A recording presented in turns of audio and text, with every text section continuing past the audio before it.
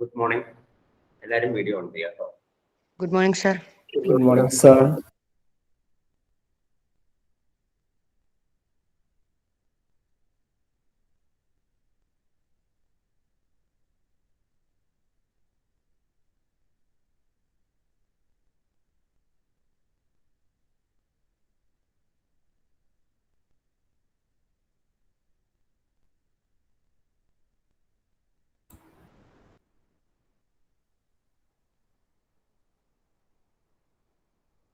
Video എല്ലാവരും on ചെയ്യൂ.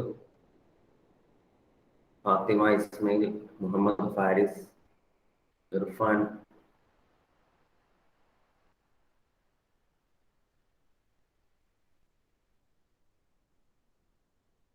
Okay, അപ്പൊ നമ്മൾ ഇന്നലെ റിഫൈനിങ് പ്രോസസ്സിനെ പറ്റിയാണ് പറഞ്ഞു നിർത്തിയത് അല്ലെ. ഇന്നലെ ഞാൻ ആവണിയുടെ പേര് കൊടുക്കാൻ മറന്നുപോയി. ഇന്ന് കൊടുക്കുന്നതായിരിക്കും കേട്ടോ, ഓഫീസില്. ഓക്കെ,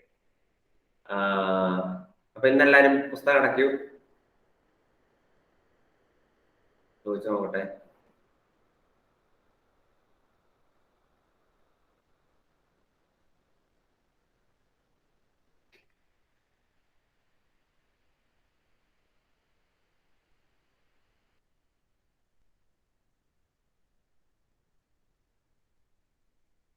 സാമുവൽ,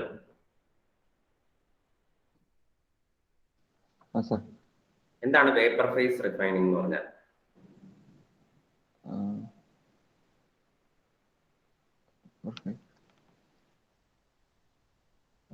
ചൂടാക്കി ചെയ്യണല്ലേ, പേപ്പറിന്ന് സെപ്പറേറ്റ് ചെയ്യുന്ന. തെളിച്ചു പറയൂ, എനിക്ക് മനസ്സിലായില്ല.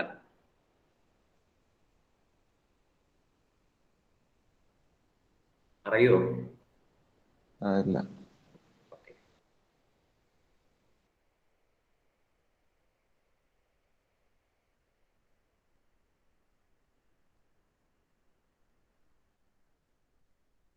ഭീമ, Sir, എന്താണ് വേപ്പർ ഫേസ് റിഫൈനിങ് എന്ന് പറഞ്ഞാൽ?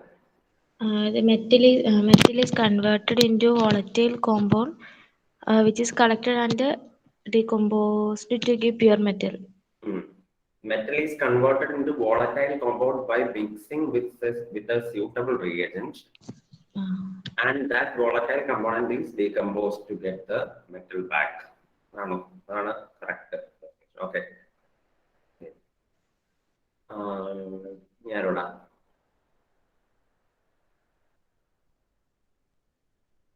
ഇസാൻ,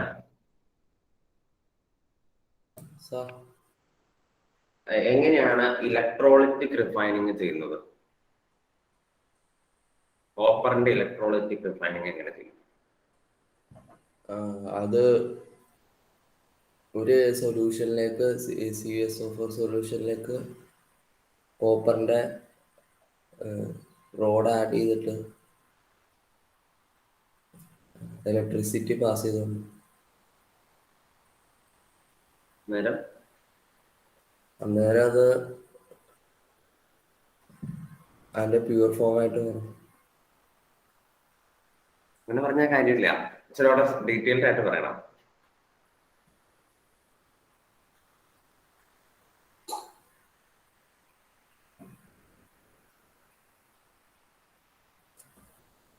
ശരി, അപ്പൊ ഇത്രയും കാര്യങ്ങളാണ് നമ്മൾ ഇന്നലെ പഠിച്ചത്.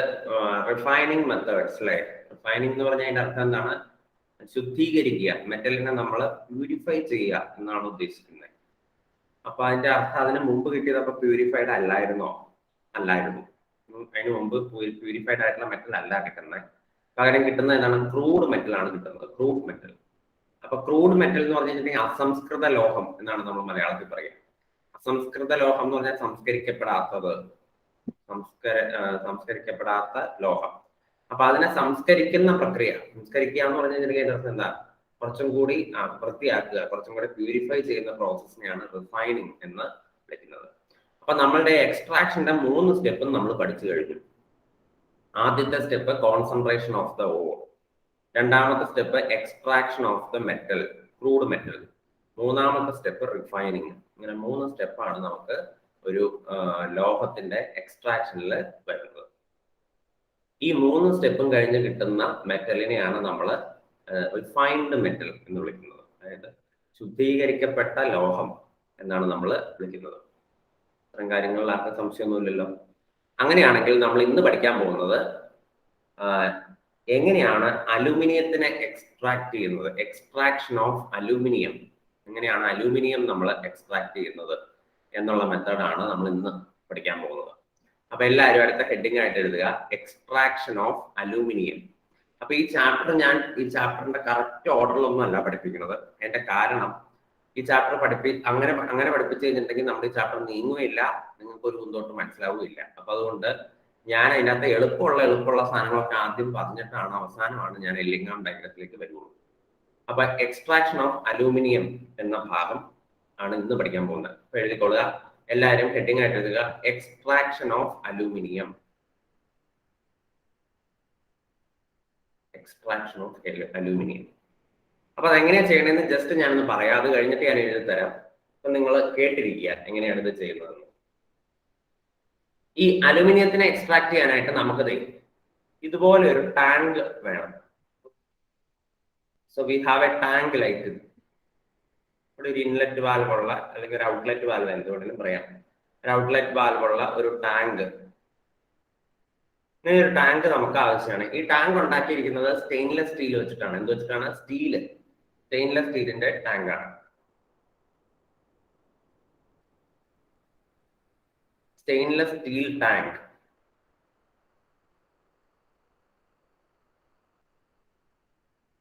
വിത്ത് കാർബൺ ലൈനിങ്.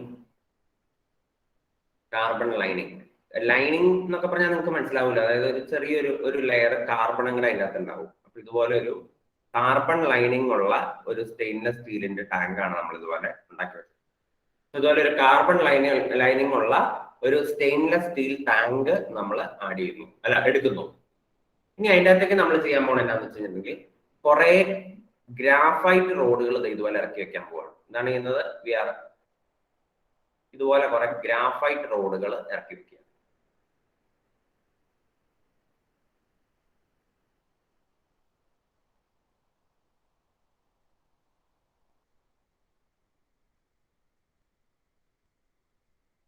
ഇതുപോലെ കുറെ ഗ്രാഫൈറ്റ് റോഡ് നമ്മളിങ്ങനെ ഒരു കോപ്പറിന്റെ ഒരു ക്ലാമ്പില് ഇങ്ങനെ ഒരു ക്ലാമ്പില്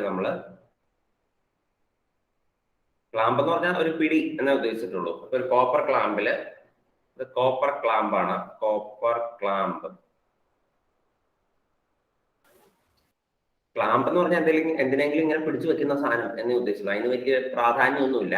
ഒരു കോപ്പർ ക്ലാമ്പിൽ നമ്മൾ എന്താണ് ഗ്രാഫൈറ്റ് റോഡ്സ്. അപ്പൊ നമ്മളിവിടെ ഇങ്ങനെ ഇതിൻ്റെ അകത്തേക്ക് നമ്മൾ എന്ത് ചെയ്യണം? ഗ്രാഫൈറ്റ് റോഡ് ഇറക്കി വെച്ചേക്കും. നമ്മൾ എന്നാ ചെയ്തേക്കണെന്ന് വെച്ച് കഴിഞ്ഞിട്ടുണ്ടെങ്കിൽ ഈ ഗ്രാഫൈറ്റ് റോഡ് നമ്മൾ ഇതുപോലെ ബാറ്ററിയുടെ പോസിറ്റീവ് ടെർമിനലിലേക്ക് കണക്ട് ചെയ്തേക്കുവാണ്. എന്താണ് ഗ്രാഫൈറ്റ് റോഡ് എന്ത് ചെയ്തേക്കുവാണ്? ബാറ്ററിയുടെ പോസിറ്റീവ് ടെർമിനലിലേക്ക് കണക്ട് ചെയ്തേക്കുവാണ്. അതിന്റെ അർത്ഥം ഗ്രാഫൈറ്റ് റോഡ് അപ്പൊ എന്തായിട്ട് ആക്ട് ചെയ്യും?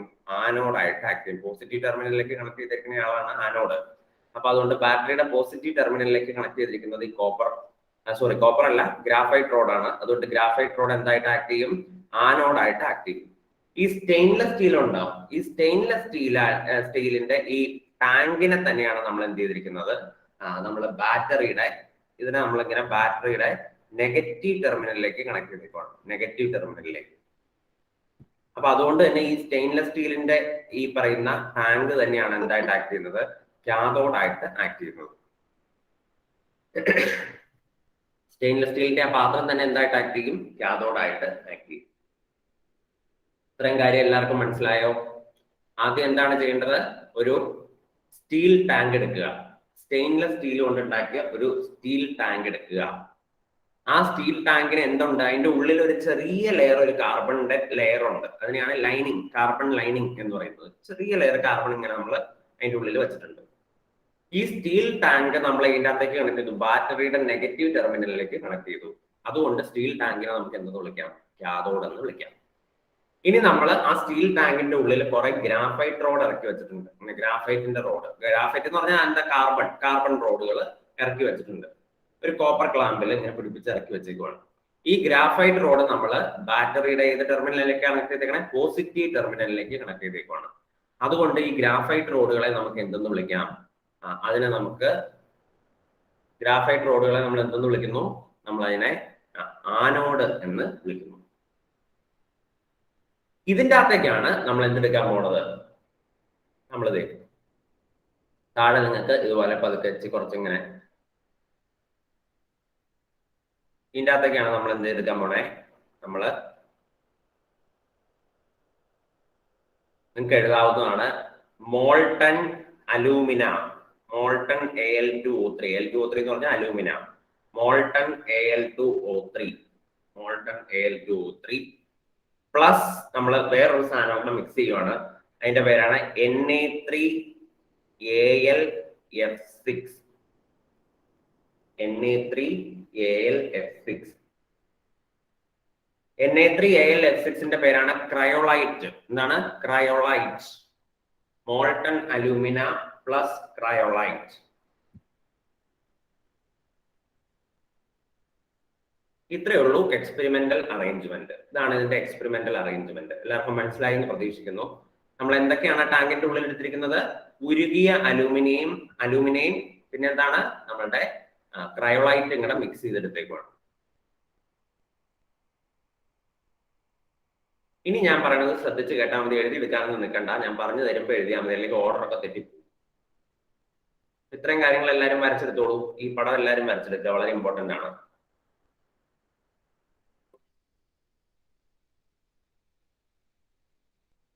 ഇവിടെ വേണമെങ്കിൽ നിങ്ങൾക്ക് ഔട്ട്ലെറ്റ് എന്ന് എഴുതാം കേട്ടോ.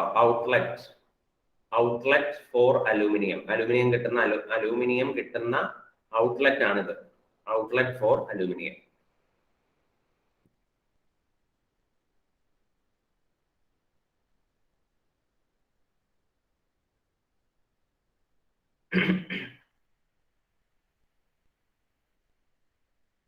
ഇനി ഞാൻ പറയണത് ശ്രദ്ധിച്ച് കേട്ടോളൂ.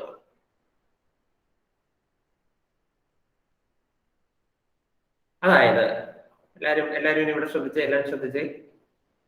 അതായത് ഈ അലൂമിന എന്ന് പറഞ്ഞ സാധനം Al2O3 നമ്മൾ ഉരുക്കിയല്ലേ എടുത്തേക്കണത്.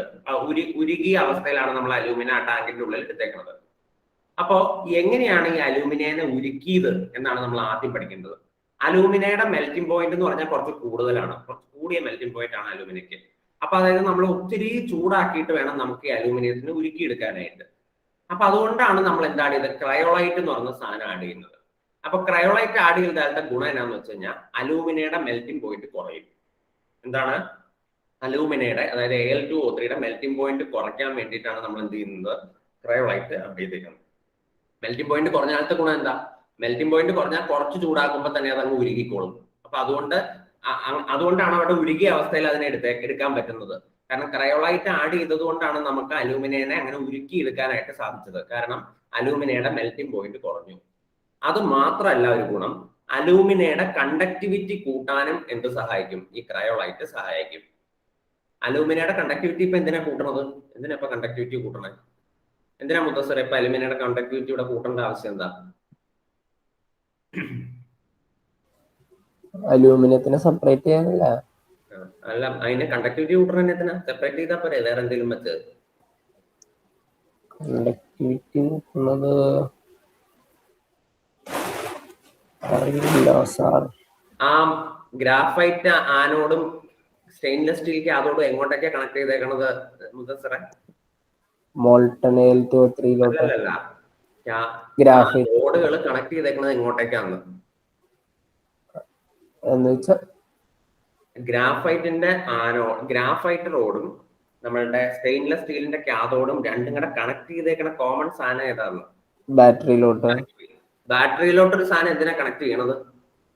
ഇലക്ട്രിസിറ്റി പാസ് ചെയ്യാൻ. ഇലക്ട്രിസിറ്റി പാസ് ചെയ്യുമ്പോ ഇലക്ട്രിസിറ്റി സാധനത്തിൽ കൂടെ കടന്നു പോകണ്ടേ? അങ്ങനെ കടന്നു പോകണമെന്നുണ്ടെങ്കിൽ സാധനം കണ്ടക്ടിങ് ആയിരിക്കണ്ടേ? അങ്ങനെ കണ്ടക്ടിങ് ആവണമെന്നുണ്ടെങ്കിൽ അതിന്റെ കണ്ടക്ടിവിറ്റി കൂട്ടണ്ടേ? അതിന് വേണ്ടിയാണ് എന്താ ആഡ് ചെയ്തത്, ക്രയോളൈറ്റ് ആഡ് ചെയ്തത്. അതായത് അലൂമിനയുടെ കണ്ടക്ടിവിറ്റി സാധാരണ ഒരു ഇച്ചിരി കുറവാണ്, അതുപോലെ തന്നെ അലൂമിനയുടെ മെൽറ്റിംഗ് പോയിന്റ് ആണെങ്കിൽ ഇച്ചിരി കൂടുതലുമാണ്. അപ്പൊ ഇത് രണ്ടും നമുക്ക് വെല്ലുവിളിയാണ്. മെൽറ്റിംഗ് പോയിന്റ് അങ്ങനെ കൂടി നിൽക്കാനും പാടില്ല, കണ്ടക്ടിവിറ്റി കുറഞ്ഞു നിൽക്കാനും പാടില്ല. അപ്പൊ ഇത് രണ്ടിനും പരിഹാരമായിട്ടാണ് ഞാൻ എന്താ ആഡ് ചെയ്തേക്കുന്നത്, ക്രയോളൈറ്റ് ആഡ് ചെയ്തേക്കുന്നത്. ക്രയോളൈറ്റ് ആഡ് ചെയ്താലത്തെ ഗുണം എന്താ, മെൽറ്റിംഗ് പോയിന്റ് കുറയുകയും ചെയ്യും, കണ്ടക്ടിവിറ്റി കൂടുകയും ചെയ്യും. അപ്പൊ മെൽറ്റിംഗ് പോയിന്റ് കുറഞ്ഞ സ്ഥിതിക്ക് അതിനെ മോൾട്ടൺ ആക്കി മാറ്റാം, പെട്ടെന്ന് എനിക്ക് മോൾട്ടൺ ആക്കി മാറ്റാൻ പറ്റും. കണ്ടക്ടിവിറ്റി കൂടിയ സ്ഥിതിക്ക് ഇനി എനിക്ക് അതിൻ്റെ അകത്ത് ബാറ്ററി വെച്ച് അതിൽ കൂടെ ഇലക്ട്രിസിറ്റി പാസ് ചെയ്യുകയും ചെയ്യാം. ഇതാണ് അതിന്റെ ഗുണം.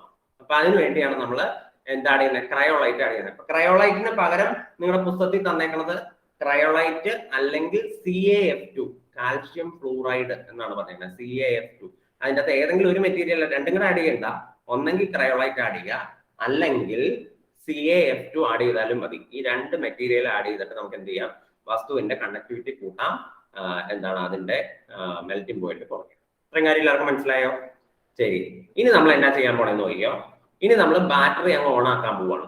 എന്ത് ചെയ്യുവാണ്, ബാറ്ററി ഓൺ ആക്കി. ബാറ്ററി ഓൺ ആക്കുമ്പോൾ എന്ത് സംഭവിക്കും, ഈ ഇലക്ട്രിസിറ്റി പാസ് ചെയ്യും. ഏതിൽ കൂടി പാസ് ചെയ്യും, ഈ മോൾട്ടൺ അലൂമിനയുടെ ഉള്ളിൽ കൂടെ ഇലക്ട്രിസിറ്റി പാസ് ചെയ്യും. അപ്പൊ എന്താ സംഭവിക്കണേ നമുക്ക് നോക്കാം. ഇങ്ങോട്ട് നോക്കിക്കോ, നമ്മുടെ വസ്തു Al2O3 ആണ് അല്ലെ. ഈ Al2O3യിൽ കൂടി നമ്മൾ ഇലക്ട്രിസിറ്റി പാസ് ചെയ്ത് കഴിഞ്ഞാൽ എന്തൊക്കെ കിട്ടുന്നതാണ് നിങ്ങളുടെ ഒരു ഊഹം? 2 അലൂമിനിയം ഇല്ലേ, അപ്പൊ 2 അലൂമിനിയം. അലൂമിനിയത്തിന്റെ ചാർജ് കണ്ടുപിടിക്കണമെങ്കിൽ ഞാൻ നിങ്ങളോട് പറഞ്ഞത് എക്സ്ചേഞ്ച് ചെയ്താൽ മതി. ഓക്സിജന്റെ 3 എടുത്ത് അലൂമിനിയത്തിന് കൊടുക്കുക. സോ 3 പ്ലസ് എത്ര ഓക്സിജൻ ഉണ്ട്, 3 ഓക്സിജൻ ഉണ്ട്. ഓക്സിജന്റെ ചാർജ് കിട്ടണമെങ്കിൽ എന്ത് ചെയ്താൽ മതി, അലൂമിനിയത്തിന്റെ 2 എടുത്ത് ഇപ്പുറം കൊടുക്കുക. So 3O2-. ഇതാണ് ഇലക്ട്രിസിറ്റി പാസ് ചെയ്ത് കഴിയുമ്പോൾ അലൂമിന വിഘടിക്കുന്നത്.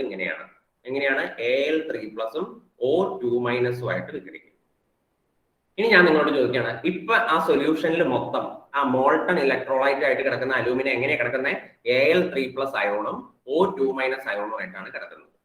ഇനി എന്റെ ചോദ്യം നിങ്ങളോട്, ഈ Al3+ എങ്ങോട്ടേക്ക് പോകും, O2- എങ്ങോട്ടേക്ക് പോകും? ആലോചിച്ച് നോക്കുക. Al3+ എങ്ങോട്ടേക്ക് പോകാനാണ് സാധ്യത, O2- എങ്ങോട്ടേക്ക് പോകാൻ? ആദ്യം O2- കാര്യം പറയാം. O2- എങ്ങോട്ടേക്ക് പോകും ചോദിക്കണവര് പറഞ്ഞാൽ മതി. നെസ്രിൻ പറഞ്ഞ, നെസ്രിൻ O2- പുസ്തകത്തിലേക്ക് നോക്കിക്കൊണ്ടിരിക്കുകയാണോ? പുസ്തകം അടച്ചോട്ടോ, ഈ പുസ്തകം വലിയ വെല്ലുവിളിയാണല്ലോ. അടക്കെ ഞാൻ പറയുമ്പോ ടെക്സ്റ്റ് അടച്ചിരിക്കണേ. പറഞ്ഞു 3O2- CO2- ഇല്ല, O2- ആനോഡിലേക്ക് പോകും. O2- ആനോഡിലേക്ക്. കാരണം O2- എന്ന് പറയുമ്പോൾ ഒരു മൈനസ് ചാർജ് അല്ലേ. മൈനസ് ചാർജ് ഉള്ള സാധനം എപ്പോഴും പോസിറ്റീവ് ഇലക്ട്രോഡിലേക്ക് പോകുള്ളൂ. അപ്പൊ ഇവിടെ ആനോഡ് ആരാണ്, ഗ്രാഫൈറ്റ്. അപ്പൊ ഗ്രാഫൈറ്റ് ആനോയിഡിലേക്ക് ആര് പോവും, നമ്മളുടെ O2- പോകും. അപ്പൊ ആ റിയാക്ഷൻ ആണ് ഞാൻ ഇവിടെ എഴുതാൻ പോണേ. നോക്കിക്കോട്ടോ, ആനോഡ് എന്ന് എഴുതാൻ പോവാണ് ഞാൻ.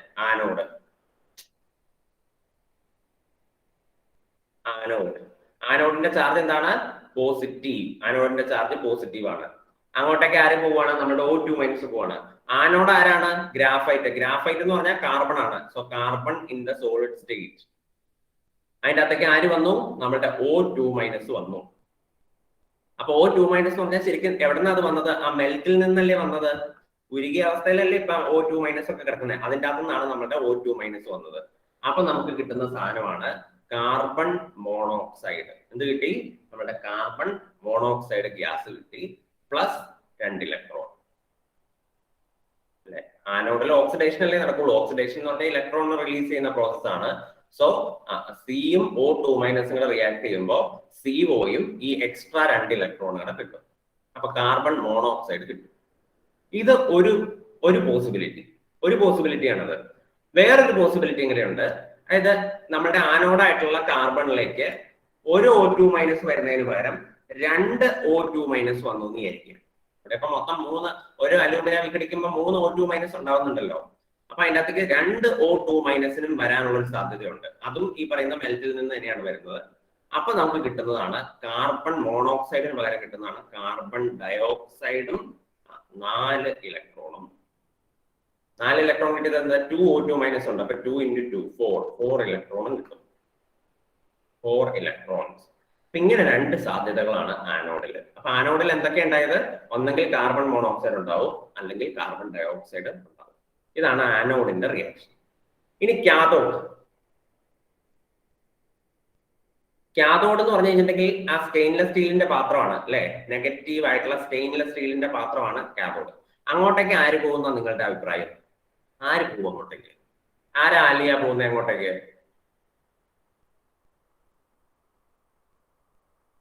Al3+ അല്ലാണ്ട് ആരാ പോണത്? അത് നെഗറ്റീവ്ലി ചാർജഡ് ആയിട്ടുള്ള പ്ലേറ്റ് അല്ലേ, അപ്പൊ അതിന്റെ അകത്തേക്ക് പോസിറ്റീവ് ചാർജ് ഉള്ള അലൂമിനിയം പോകും. അപ്പൊ നോക്കിക്കോളൂ, Al3+ എന്ന് പറയുന്ന സാധനം അത് എവിടെയായിരുന്നു? മെൽറ്റിൽ ഉണ്ടായിരുന്ന Al3+. അത് എങ്ങോട്ടേക്ക് പോകും? ഈ നെഗറ്റീവ് ചാർജ് ഉള്ള ഇലക്ട്രോഡിലേക്ക് പോകും. എന്നിട്ട് എന്ത് ചെയ്യും? ഈ നെഗറ്റീവ് ഇലക്ട്രോഡിന് മൊത്തം നെഗറ്റീവ് ചാർജ് ആണല്ലോ, ആ നെഗറ്റീവ് ചാർജിൽ നിന്ന് കുറച്ച് നെഗറ്റീവ് ചാർജ്, അതായത് കുറച്ച് ഇലക്ട്രോണിനെ പുള്ളി മേടിക്കും. ഈ അലൂമിനിയം മേടിക്കും. പുള്ളിക്ക് ആവശ്യമുള്ള എത്രത്തോളം ഇലക്ട്രോണിനെ പുള്ളി എന്ത് ചെയ്യും? ഈ കാഥോഡിൽ നിന്ന് വാങ്ങും. 3 ഇലക്ട്രോണിനെ വാങ്ങിയിട്ട് എന്തായിട്ട് മാറും? അലൂമിനിയം ആയിട്ട് മാറും. So you will get aluminium in the state. അപ്പൊ ചുരുക്കി പറഞ്ഞാൽ അലൂമിനിയം നമുക്ക് എവിടെയാണ് കിട്ടുന്നത്?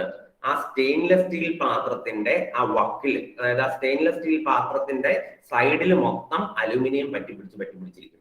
അത് നമ്മൾ അതിനകത്തുനിന്ന് ചിരണ്ടി മാറ്റും. ഉള്ളൂ. ഇതാണ് അലൂമിനിയത്തിന്റെ എക്സ്ട്രാക്ഷൻ എന്ന് പറയുന്നത്. ഈ മെത്തേഡിനെ നമ്മൾ വിളിക്കുന്ന പേരാണ്, this method is known as Hall Heroult process. എന്താണ് വിളിക്കുന്നത്? ഹോൾ ഹെറൗൾട്ട് പ്രോസസ് എന്നാണ് ഈ പ്രോസസ്സിനെ നമ്മൾ വിളിക്കുന്നത്. Hall Heroult process. അപ്പൊ എല്ലാവർക്കും ഹോൾ ഹെറൗൾട്ട് പ്രോസസ് മനസ്സിലായോ? എങ്ങനെയാണ് ഹോൾ ഹെറൗൾട്ട് പ്രോസസ് ചെയ്യുന്നത് ഞാൻ പറയാം, ഒന്നുകൂടെ ശ്രദ്ധിച്ചിരുന്നോളുക. നമ്മൾ എന്ത് ചെയ്യണം? ആദ്യം ഒരു സ്റ്റീൽ ടാങ്ക് എടുക്കുക, സ്റ്റെയിൻലെസ് സ്റ്റീൽ ടാങ്ക്. ഒരു കാർബൺ ലൈനിങ് ഉള്ള സ്റ്റെയിൻലെസ് സ്റ്റീൽ ടാങ്ക് എടുക്കുക. ആ സ്റ്റീൽ ടാങ്കിനെ നമ്മൾ ബാറ്ററിയുടെ നെഗറ്റീവ് ടെർമിനലിലേക്ക് കണക്ട് ചെയ്യുക. അതിൻ്റെ അകത്തേക്ക് കുറെ ഗ്രാഫൈറ്റ് റോഡ് ഇറക്കി വെക്കുക. ആ ഗ്രാഫൈറ്റ് റോഡിനെ ബാറ്ററിയുടെ പോസിറ്റീവ് ടെർമിനലിലേക്ക് കണക്ട് ചെയ്യുക. ഇനി എന്ത് ചെയ്യണം? ആ സ്റ്റീൽ ടാങ്കിന്റെ ഉള്ളിൽ അലൂമിന എടുക്കുക. അലൂമിന എന്ന് പറഞ്ഞാൽ Al2O3 എടുക്കുക. പക്ഷെ അലൂമിനയുടെ മെൽറ്റിംഗ് പോയിന്റ് കൂടുതലും കണ്ടക്ടിവിറ്റി കുറവും ആയതുകൊണ്ട് അലൂമിന മാത്രമല്ല എടുക്കുന്നത്, അലൂമിനയുടെ കൂടെ ക്രയോളൈറ്റ് കൂടെ മിക്സ് ചെയ്തിട്ടാണ് എടുക്കുന്നത്. അപ്പോൾ ക്രയോളൈറ്റ് ആഡ് ചെയ്യുമ്പോഴത്തെ ഗുണം എന്താണെന്ന് വെച്ചാൽ അലൂമിനയുടെ മെൽറ്റിംഗ് പോയിന്റ് കുറയുകയും ചെയ്യും, അതിന്റെ കണ്ടക്ടിവിറ്റി കൂടുകയും ചെയ്യും. മെൽറ്റിംഗ് പോയിന്റ് കുറയുന്നത് കൊണ്ട് നമുക്ക് അതിനെ മോൾട്ടൺ സ്റ്റേറ്റ് എടുക്കാൻ സാധിക്കും. കണ്ടക്ടിവിറ്റി കൂടുന്നത് കൊണ്ട് നമുക്ക് അതിൽ കൂടി ഇലക്ട്രിസിറ്റി പാസ് ചെയ്യാനും സാധിക്കും. ഇനി നമ്മൾ ബാറ്ററി ഓൺ ആക്കിയിട്ട് ഇലക്ട്രിസിറ്റി പാസ് ചെയ്യും. ഇലക്ട്രിസിറ്റി പാസ് ചെയ്യുമ്പോൾ ഈ അലൂമിന വിഘടിച്ചിട്ട് Al3+ഉം O2- ആയിട്ട് മാറും. O2- എന്ന് പറയുന്ന സാധനം പോസിറ്റീവ് ചാർജുള്ള ആനോഡിന്റെ അങ്ങോട്ടേക്ക് പോയിട്ട് ആനോഡായിട്ടുള്ള കാർബണുമായിട്ട് റിയാക്ട് ചെയ്ത് ഒന്നെങ്കിൽ കാർബൺ മോണോക്സൈഡ് ഉണ്ടാവും, അല്ലെങ്കിൽ കാർബൺ ഡൈ ഓക്സൈഡ് ഉണ്ടാവും. Al3+ എന്ന് പറയുന്ന സാധനം ഗ്രാഫൈറ്റ് റോഡിന്റെ സ്റ്റെയിൻലെസ് സ്റ്റീൽ പാത്രത്തിന്റെ അങ്ങോട്ടേക്ക് പോയിട്ട് അത് അലൂമിനിയം ആയിട്ട് അവിടെ ഡെപ്പോസിറ്റ് ചെയ്യും. ആ അലൂമിനിയത്തെ നമുക്ക് ചിരണ്ടി മാറ്റാൻ സാധിക്കും. ഇത്രേ ഉള്ളൂ. അതിനെയാണ് എന്തെന്ന് പറയുന്നത് ഹോൾ ഹെറൗൾട്ട് പ്രോസസ് എന്ന് പറയുന്നത്.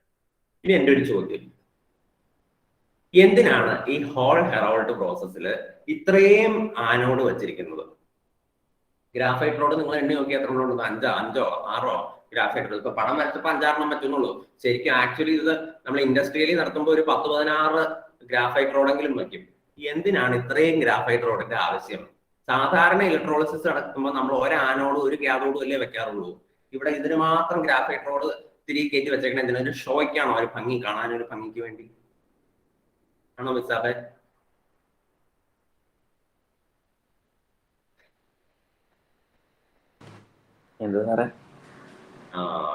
എന്താ സാറേ, അത് എനിക്ക് തോന്നിയായിരുന്നു മിസാബിന്റെ ഇരിപ്പ് കണ്ടപ്പോ തന്നെ. മിസാബ് വേറെ എന്താണ്ട് ആലോചിച്ചോണ്ടിരിക്കുവല്ലായിരുന്നോ?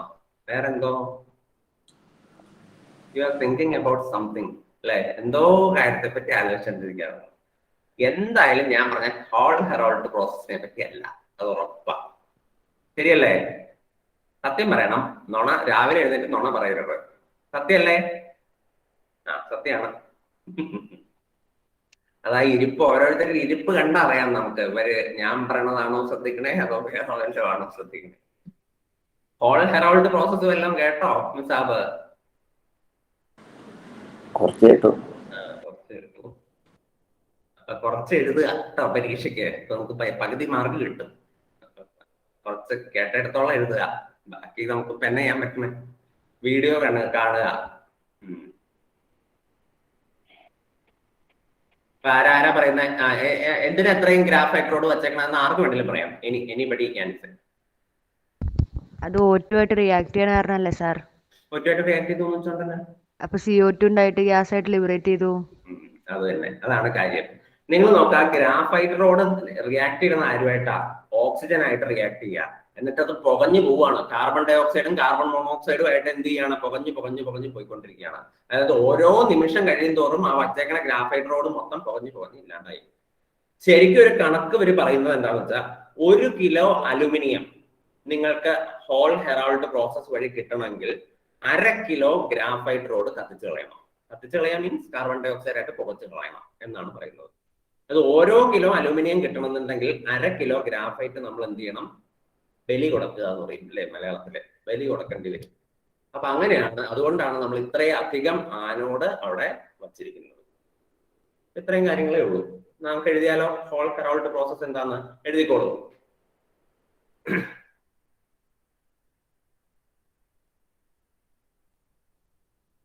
അലൂമിനിയം എക്സ്ട്രാക്ഷൻ ഓഫ് അലൂമിനിയം എന്ന് എഴുതിയിട്ട് പടം വരച്ചല്ലോ അല്ലെ? ടാങ്കിന്റെ പടമൊക്കെ വരച്ചല്ലോ എല്ലാവരും. ടാങ്കിന്റെ പടം വരയ്ക്കാത്തവർ നോക്കി വരച്ചോട്ടോ. അത് ഇതാണ് ടാങ്കിന്റെ പടം. എല്ലാവരും ടാങ്കിന്റെ പടം നല്ല വൃത്തിയായിട്ട് വരച്ചെടുക്കുക.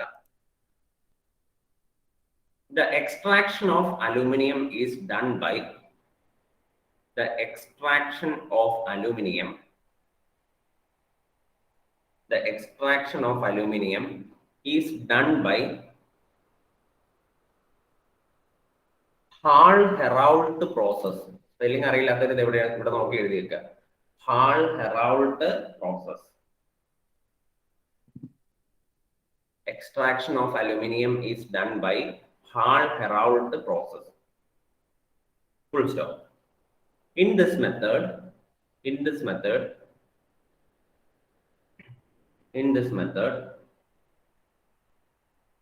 we take a stainless steel tank. In this method, we take a stainless steel tank with the carbon lining.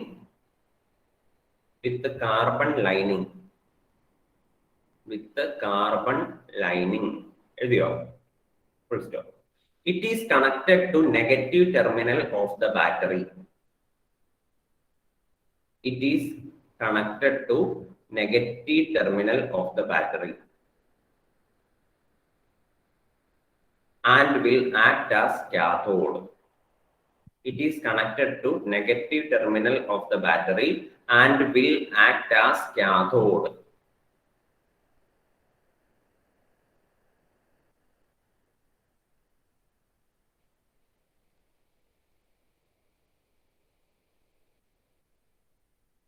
Full stop. A series of graphite rods which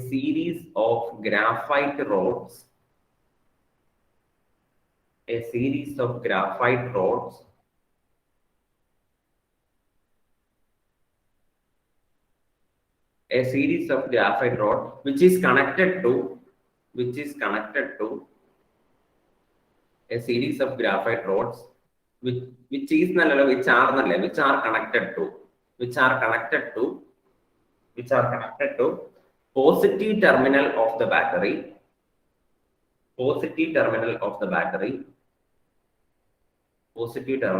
battery will act as anode. Positive terminal of the battery will act as anode. Okay, അടുത്ത paragraph ആയിട്ട് എഴുതുക. In the tank,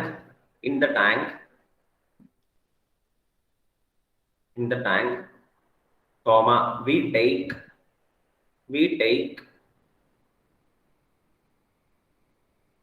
Al2O3 mixed with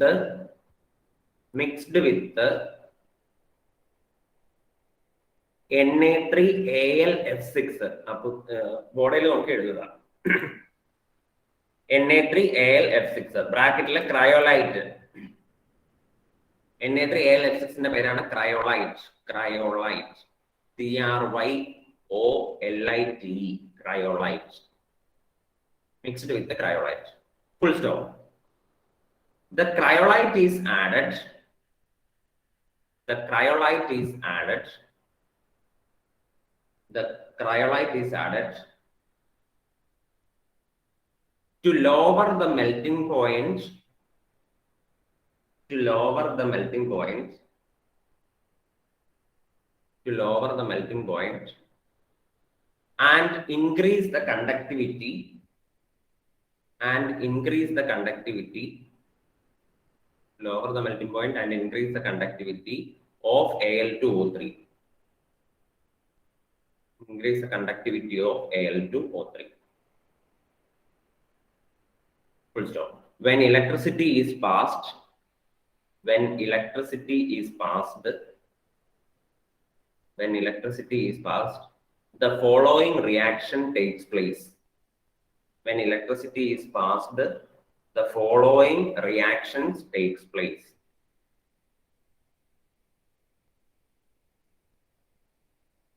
എന്നിട്ട് നിങ്ങൾ ഈ reactions എഴുതിയെടുക്കുക. ഈ എഴുതിയേക്കുന്ന reaction എഴുതിയില്ലെങ്കിലും കുഴപ്പമില്ല കേട്ടോ. Electricity എന്ന് ആരോ മാർക്കിന്റെ മേളിൽ എഴുതിയേക്കുന്നത് അത് നിങ്ങൾ അറിഞ്ഞിരുന്നാൽ മതി. ശരിക്കും ആനോഡിന്റെയും കാഥോഡിന്റെ റിയാക്ഷൻ ആണ് എഴുതേണ്ട കാര്യമുള്ളൂ. അപ്പൊ ആദ്യം ആനോഡിന്റെ റിയാക്ഷൻ എഴുതുക, പിന്നെ കാഥോഡിന്റെ റിയാക്ഷൻ എഴുതുക. എല്ലാവരും എഴുതിയെടുത്തേ വേഗം.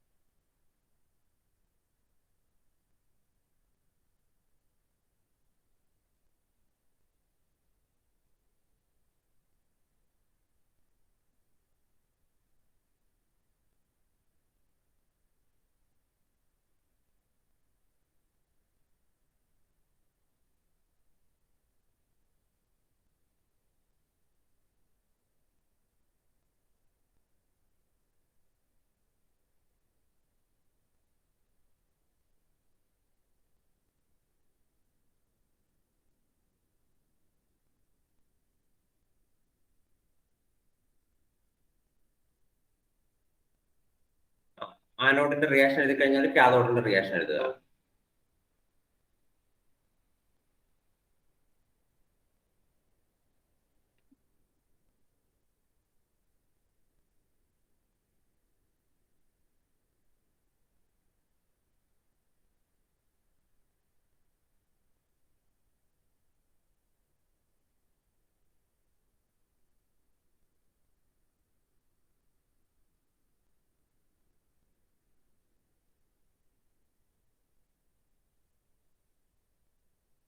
എഴുതിയോ? എന്നിട്ട് എഴുതുക, താഴെ എഴുതുക overall reaction in hall-Herald process. The overall reaction in hall-Herald process. The overall reaction in hall-Herald process can be given as. അപ്പൊ ഈ റിയാക്ഷൻ നിങ്ങൾ കാണാണ്ട് പഠിക്കണം കേട്ടോ. ഓവറോൾ റിയാക്ഷൻ നിങ്ങൾ കാണാണ്ട് പഠിക്കുക. Overall reaction in hall-Herald process can be given as. എന്തൊക്കെയായിരുന്നു നമ്മുടെ കയ്യിൽ? അലൂമിന 2Al2O3 പ്ലസ് കാർബൺ ഉണ്ട്. Carbon gives 4Al plus 3CO2. ഇതാണ് overall reaction. Overall reaction in hall-Herald process is. ഇത് കാണാണ്ട് പഠിക്കുക.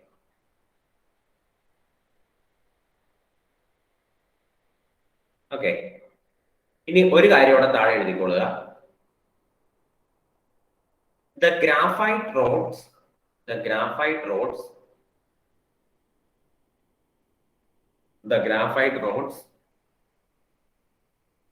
used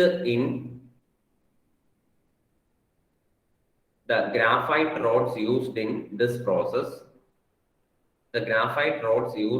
process, should be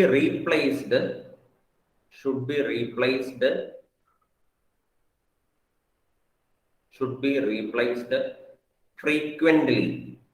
should be replaced frequently. അതായത് എപ്പോഴും ഗ്രാഫൈറ്റോട് മാറ്റി വെച്ചുകൊണ്ടിരിക്കേണ്ടി വരുന്നത്. Should be replaced frequently because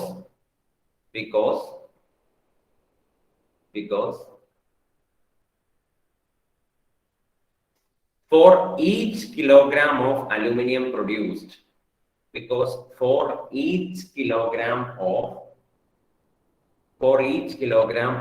aluminum produced, comma, about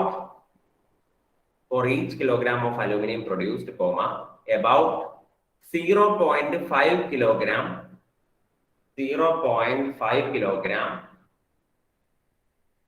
of carbon anode, about 0.5 kilogram of carbon anode, bracket graphite, 0.5 kilogram of carbon anode, bracket graphite, bracket close here, graphite is burned away, burned away,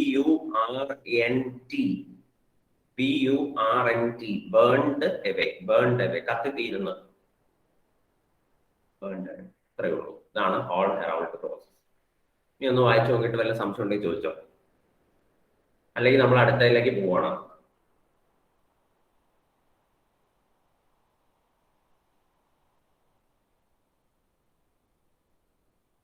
അപ്പൊ അലൂമിനിയത്തിന്റെ extraction കഴിഞ്ഞു. നിങ്ങളുടെ അതിനകത്ത് തന്നേക്കുന്ന 2 extractions, ഒന്ന് അലൂമിനിയത്തിന്റെ extraction, 2 അയണിന്റെ എക്സ്ട്രാക്ഷനും ആണ്. Blast furnace വെച്ചിട്ടുള്ള അയണിന്റെ എക്സ്ട്രാക്ഷനും പഠിക്കാനുണ്ട്. ഇനി എന്തെങ്കിലും സംശയം ഉണ്ടോ അലൂമിനിയത്തിന്റെ എക്സ്ട്രാക്ഷൻ ആർക്കെങ്കിലും?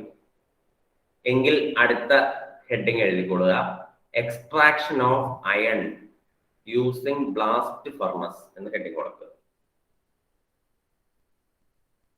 extraction of iron using blast furnace. ഇത് ചിലപ്പോൾ നിങ്ങൾ 10ാം ക്ലാസ്സിൽ പഠിച്ചിട്ടുണ്ടാവും അല്ലെ, ബ്ലാസ്റ്റ് ഫർണസ് വെച്ചിട്ട് അയൺ എക്സ്ട്രാക്ട് ചെയ്യുന്നത്. പഠിച്ചിട്ടില്ലേ? പഠിച്ചിട്ടുണ്ടാവും. പഠിച്ചിട്ടുണ്ടല്ലോ ബ്ലാസ്റ്റ് ഫർണസിന്റെ റിയാക്ഷൻ ഓർക്കണ്ടോ എല്ലാരും? ഇനി ഞാൻ പഠിപ്പിച്ചത് എന്താന്ന് ചോദിക്കുക, അപ്പോഴാണ് ഇനിയിപ്പോ 10ാം ക്ലാസ്സിൽ പഠിച്ചതല്ലേ. 10ാം ക്ലാസ് തന്നെ ഓർക്കുന്നില്ല, പിന്നെയാണ് ഇനി 10ാം ക്ലാസ്സിൽ പഠിപ്പിക്കുന്നത് എന്ന്. ബ്ലാസ്റ്റ് ഫർണസ് 10ാം ക്ലാസ്സിൽ എവിടെ പഠിച്ചതെന്ന് ഓർക്കുന്നുണ്ടോ? ശരി. അപ്പൊ നമ്മൾ ബ്ലാസ്റ്റ് ഫർണസ് വെച്ച് എങ്ങനെയാണ് ഈ റിയാക്ഷൻ നടത്തുന്നത് എന്ന് നമുക്ക് നോക്കാം. അപ്പൊ അതിനുവേണ്ടി നമ്മൾ ആദ്യം ബ്ലാസ്റ്റ് ഫർണസ് വരയ്ക്കുവാണ്. ഇതൊരു എന്താ പറയണേ, വലിയ ചടങ്ങാണ്. ഞാൻ വരച്ച് എത്തിക്കഴിഞ്ഞാൽ നിങ്ങൾ നോക്കി വരച്ചാൽ മതി കേട്ടോ. എനിക്ക് ഈ സാധനം വരയ്ക്കാൻ വലിയ പിടിയൊന്നും ഇല്ല, ഉള്ള സത്യം പറയാലോ. ഈ പടം വരയ്ക്കാനുള്ള കപ്പാസിറ്റി വളരെ കുറവുള്ള ഒരാളാണ്. അപ്പൊ അതുകൊണ്ട് ഞാനിത് എത്തിക്കുമെന്ന് നോക്കട്ടെ എവിടെയെങ്കിലും, എന്നിട്ട് നിങ്ങൾ വരച്ചു തുടങ്ങിയാൽ മതി. അല്ലെങ്കിൽ നിങ്ങളുടെ പുസ്തകത്തിൽ ബ്ലാസ്റ്റ് ഫർണസിന്റെ പടം ഉണ്ടാകും, നോക്കി വരച്ചോ. എന്തായാലും വരയ്ക്കാൻ പഠിച്ചേ പറ്റുള്ളൂ. ബ്ലാസ്റ്റ് ഫർണസിന്റെ പടം നിങ്ങൾ വരയ്ക്കാൻ പഠിച്ചേ പറ്റുള്ളൂ. നിങ്ങൾ ഈ പുസ്തകത്തിൽ ഈ ബ്ലാസ്റ്റ് ഫർണസ് കാണുമ്പോൾ നമ്മുടെ ഈ ചിമ്മിനി ലാമ്പ് പോലത്തെ ഒരു സാധനമാണെന്ന് വിചാരിക്കും, കണ്ടു കഴിഞ്ഞാൽ അങ്ങനെ തോന്നും. പക്ഷെ ബ്ലാസ്റ്റ് ഫർണസ് എന്ന് പറഞ്ഞാൽ ഇൻഡസ്ട്രിയലി നമ്മൾ അയൺ ഉണ്ടാക്കുന്നതാണ്. അതായത് ലോക രാജ്യങ്ങൾക്ക് മൊത്തം ഇത്രയും സാമ്പത്തിക ലാഭം ഉണ്ടാക്കി കൊടുക്കുന്ന ഒരു സാധനമാണ് ഈ പറയുന്ന ബ്ലാസ്റ്റ് ഫർണസിലുള്ള അയണിന്റെ പ്രിപ്പറേഷൻ. അപ്പൊ ഏകദേശം അതിനൊരു 2-3 നില കെട്ടിടത്തിന്റെ പൊക്കമുണ്ട്. അത്രയും പൊക്കമുള്ള ഒരു സാധനമാണ് ആക്ച്വലി ഈ ബ്ലാസ്റ്റ് ഫർണസ് എന്ന് പറഞ്ഞാൽ. അത്രയും പെരുത്ത സാധനമാണ്. അത് പുസ്തകത്തിൽ വളരെ ചെറുതായിട്ടൊരു ചിമ്മിനി ലാമ്പ് പോലെ വരച്ചേക്കണമെന്നേ ഉള്ളൂ. അപ്പൊ അത് നോക്കി വരയ്ക്കാൻ പഠിക്കണം. എങ്ങനെയാണ് ബ്ലാസ്റ്റ് ഫർണസ്, അതിൻ്റെ അകത്ത് കൊടുത്തേക്കുന്ന എല്ലാ ഡീറ്റെയിൽസും ഒന്നും പഠിക്കണ്ട. ഞാൻ പറയുന്ന ഭാഗങ്ങള് മിസ് ചെയ്യാണ്ട് പഠിച്ചാൽ മതി. അപ്പൊ എല്ലാരും ഞാൻ വരയ്ക്കണമായിട്ട് ഒരു പടം വരച്ചെടുത്തോളൂ കേട്ടോ, ബ്ലാസ്റ്റ് ഫർണസ്.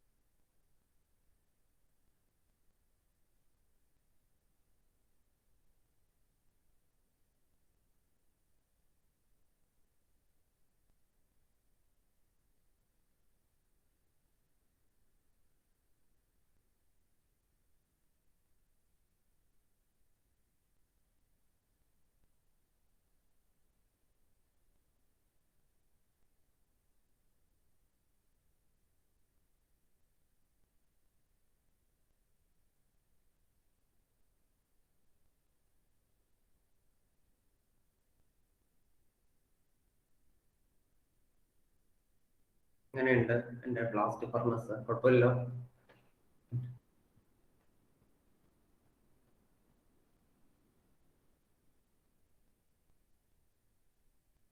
അതിനകത്ത് പുസ്തകത്തിൽ കൊടുത്തേക്കണ മാതിരി അങ്ങനെ തന്നെ എഴുതുമൊന്നും വേണ്ട കേട്ടോ, അത്രയൊന്നും പഠിക്കേണ്ട കാര്യമൊന്നുമില്ല. ഇതിന്റെ മുകളിലായിട്ട് നമ്മൾ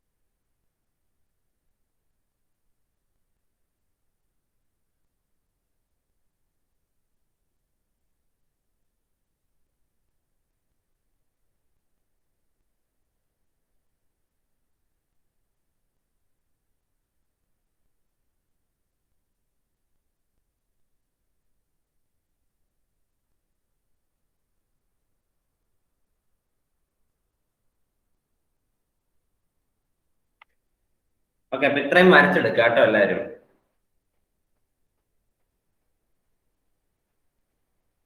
താഴെ മോൾട്ടൺ അയൺ എന്ന് എഴുതിക്കോളൂ. മോൾട്ടൺ അയൺ ഇത്രയൊക്കെ പഠിച്ചാൽ മതി. പുസ്തകത്തിൽ ഇച്ചിരി ഡീറ്റെയിൽഡ് ആയിട്ടുണ്ട്, അത്രയൊന്നും വരയ്ക്കാൻ പഠിക്കണ്ട. ഞാനിപ്പോ ഈ വരച്ചേക്കണ മാതിരി വരയ്ക്കാൻ പഠിച്ചാൽ മതി. പുസ്തകത്തിൽ കുറെ ടെമ്പറേച്ചർ ഒക്കെ പറഞ്ഞിട്ടുണ്ട്, അതിന്റെ ഒന്നും ആവശ്യമില്ല. ഞാൻ ഈ രണ്ട് റേഞ്ച് പറഞ്ഞു, ഈ രണ്ട് റേഞ്ച് പഠിച്ചാൽ മതി.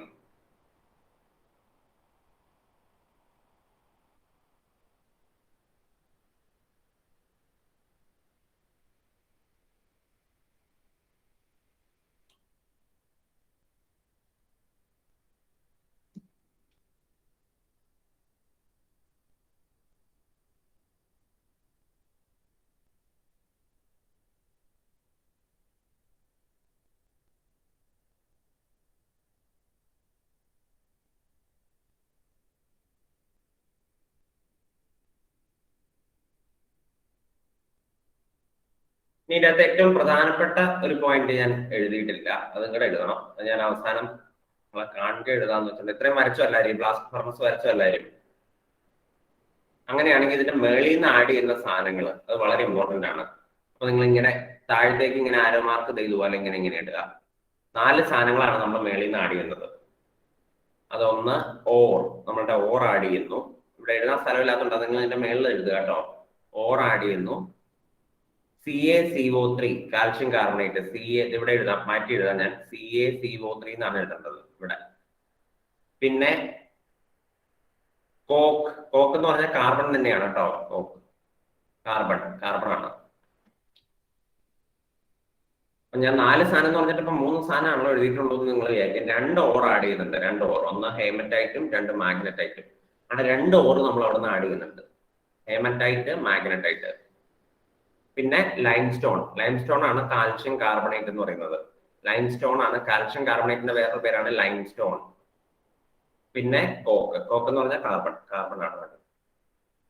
സർ താഴോട്ടൊന്ന് സ്ക്രോൾ ചെയ്യോ? ഓക്കെ. അപ്പൊ ഈ 4 സാധനങ്ങളാണ് നമ്മൾ ആഡ് ചെയ്യുന്നത് കേട്ടോ.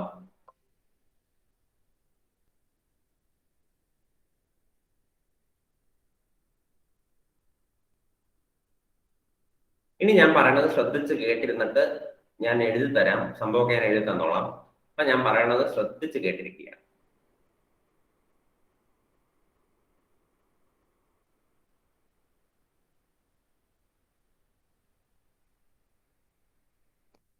ഓക്കെ, വരച്ചു കഴിഞ്ഞാൽ എല്ലാവർക്കും 1 മിനിറ്റ് സമയം കൂടെ തരുന്നതായിരിക്കും വരച്ചു തീർക്കാൻ.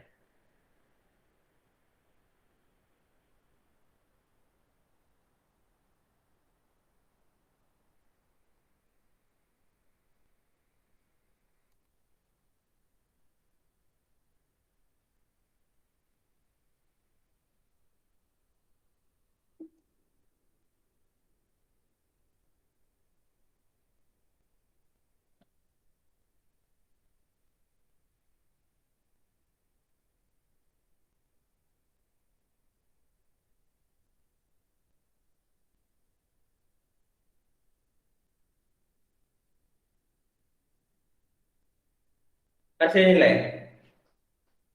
അപ്പൊ ഇനി നോക്കുക, നമ്മള് അയണിനെ വ്യാവസായികമായിട്ട് എങ്ങനെ ഉണ്ടാക്കിയെടുക്കാം എന്നാണ് നമ്മൾ നോക്കുന്നത്. ഇരുമ്പ്, കാരണം നമുക്കറിയാം ഇരുമ്പ് എന്ന് പറയുന്നത് ലോകത്തെ ഏറ്റവും കൂടുതൽ ആവശ്യമുള്ള ഒരു സാധനമാണ്. എത്രയോ രാജ്യങ്ങൾ വൻകിട പ്രൊഡക്ഷൻ നടത്തുന്ന സാധനമാണ് ഇരുമ്പ്, ഈവൻ ഇന്ത്യ പോലും. അപ്പോ ഇരുമ്പ് വ്യവസായത്തിൽ ഏറ്റവും പ്രധാനപ്പെട്ട പങ്ക് വഹിക്കുന്ന ഒരു അപ്പാരറ്റസ് ആണ് ഈ ബ്ലാസ്റ്റ് ഫർണസ് എന്ന് പറയുന്നത്. ഇരുമ്പ് നമ്മൾ ഉണ്ടാക്കി എടുക്കുന്നത് തന്നെ ശരിക്കും എന്തുപയോഗിച്ചിട്ടാണ്? ബ്ലാസ്റ്റ് ഫർണസ് ഉപയോഗിച്ചിട്ടാണ്. അപ്പൊ എങ്ങനെയാണ് ബ്ലാസ്റ്റ് ഫർണസ് വഴി നമ്മൾ ഇരുമ്പിനെ ഉണ്ടാക്കിയെടുക്കുന്നത്? ഇതാണ് നമ്മൾ പറയാൻ പോകുന്നത്. അപ്പൊ അത് പറയുന്നതിന് മുമ്പ് ബ്ലാസ്റ്റ് ഫർണസ് എന്താണെന്ന് ജസ്റ്റ് ഒന്ന് പഠിച്ചു വരണം. ബ്ലാസ്റ്റ് ഫർണസ് എന്ന് പറഞ്ഞ ഒരു വെസലാണ്. ആ വെസലിന്റെ പ്രത്യേകത എന്താണെന്ന് വെച്ചാൽ അതിൻ്റെ അകത്ത് വളരെ വളരെ ഹൈ ടെമ്പറേച്ചർ ആണ് നമുക്ക് ബ്ലാസ്റ്റ് ഫർണസിൽ അപ്ലൈ ചെയ്യുന്നത്. വളരെ വളരെ ഹൈ ടെമ്പറേച്ചർ. ബ്ലാസ്റ്റ് ഫർണസിന്റെ ഉള്ളിൽ തന്നെ 2 റീജിയൻ ഉണ്ട്. ഒന്ന് അതിന്റെ മുകളിലത്തെ റീജിയനും ഒന്ന് അതിന്റെ താഴത്തെ റീജിയനും. മുകളിലത്തെ റീജിയന്റെ പ്രത്യേകത എന്താണ്? കമ്പാരിറ്റീവ്ലി ലോ ടെമ്പറേച്ചർ ആണ്. നിങ്ങൾ ലോ ടെമ്പറേച്ചർ എന്ന് പറയുമ്പോൾ നല്ല തണുത്ത സാധനമൊന്നും ആരും വിചാരിക്കണ്ട.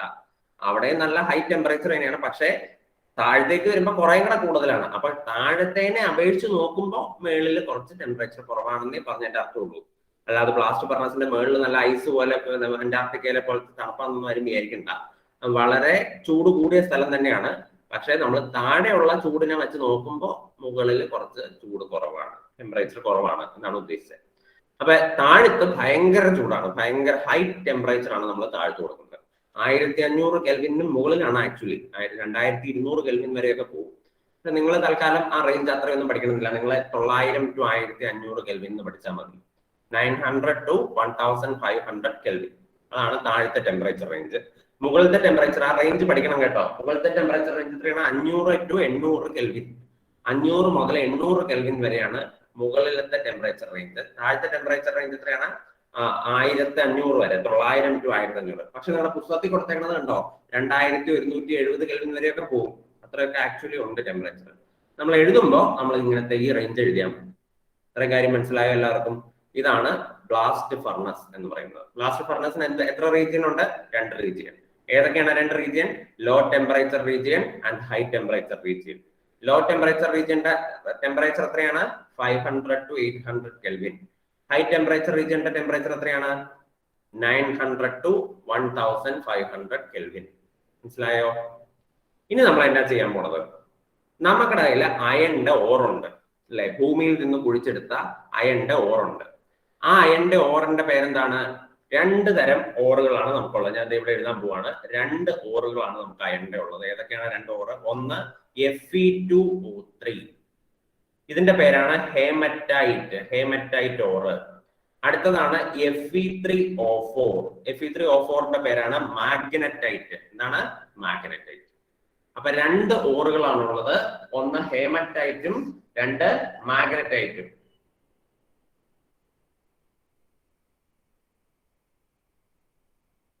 ഹേമറ്റൈറ്റും മാഗ്നറ്റൈറ്റും.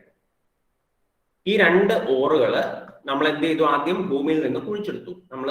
നമ്മൾ ഭൂമിയിൽ നിന്ന് നമ്മൾ ഈ ഹേമറ്റൈറ്റ് ഓറും മാഗ്നറ്റൈറ്റ് ഓറും ഖനനം ചെയ്തെടുത്തു. ഇനി അടുത്ത സ്റ്റെപ്പ് എന്താണ്? ഖനനം ചെയ്തെടുത്തു കഴിഞ്ഞാൽ അടുത്ത സ്റ്റെപ്പ് എന്താണ്? കോൺസെൻട്രേറ്റ് ചെയ്യണം അല്ലെ?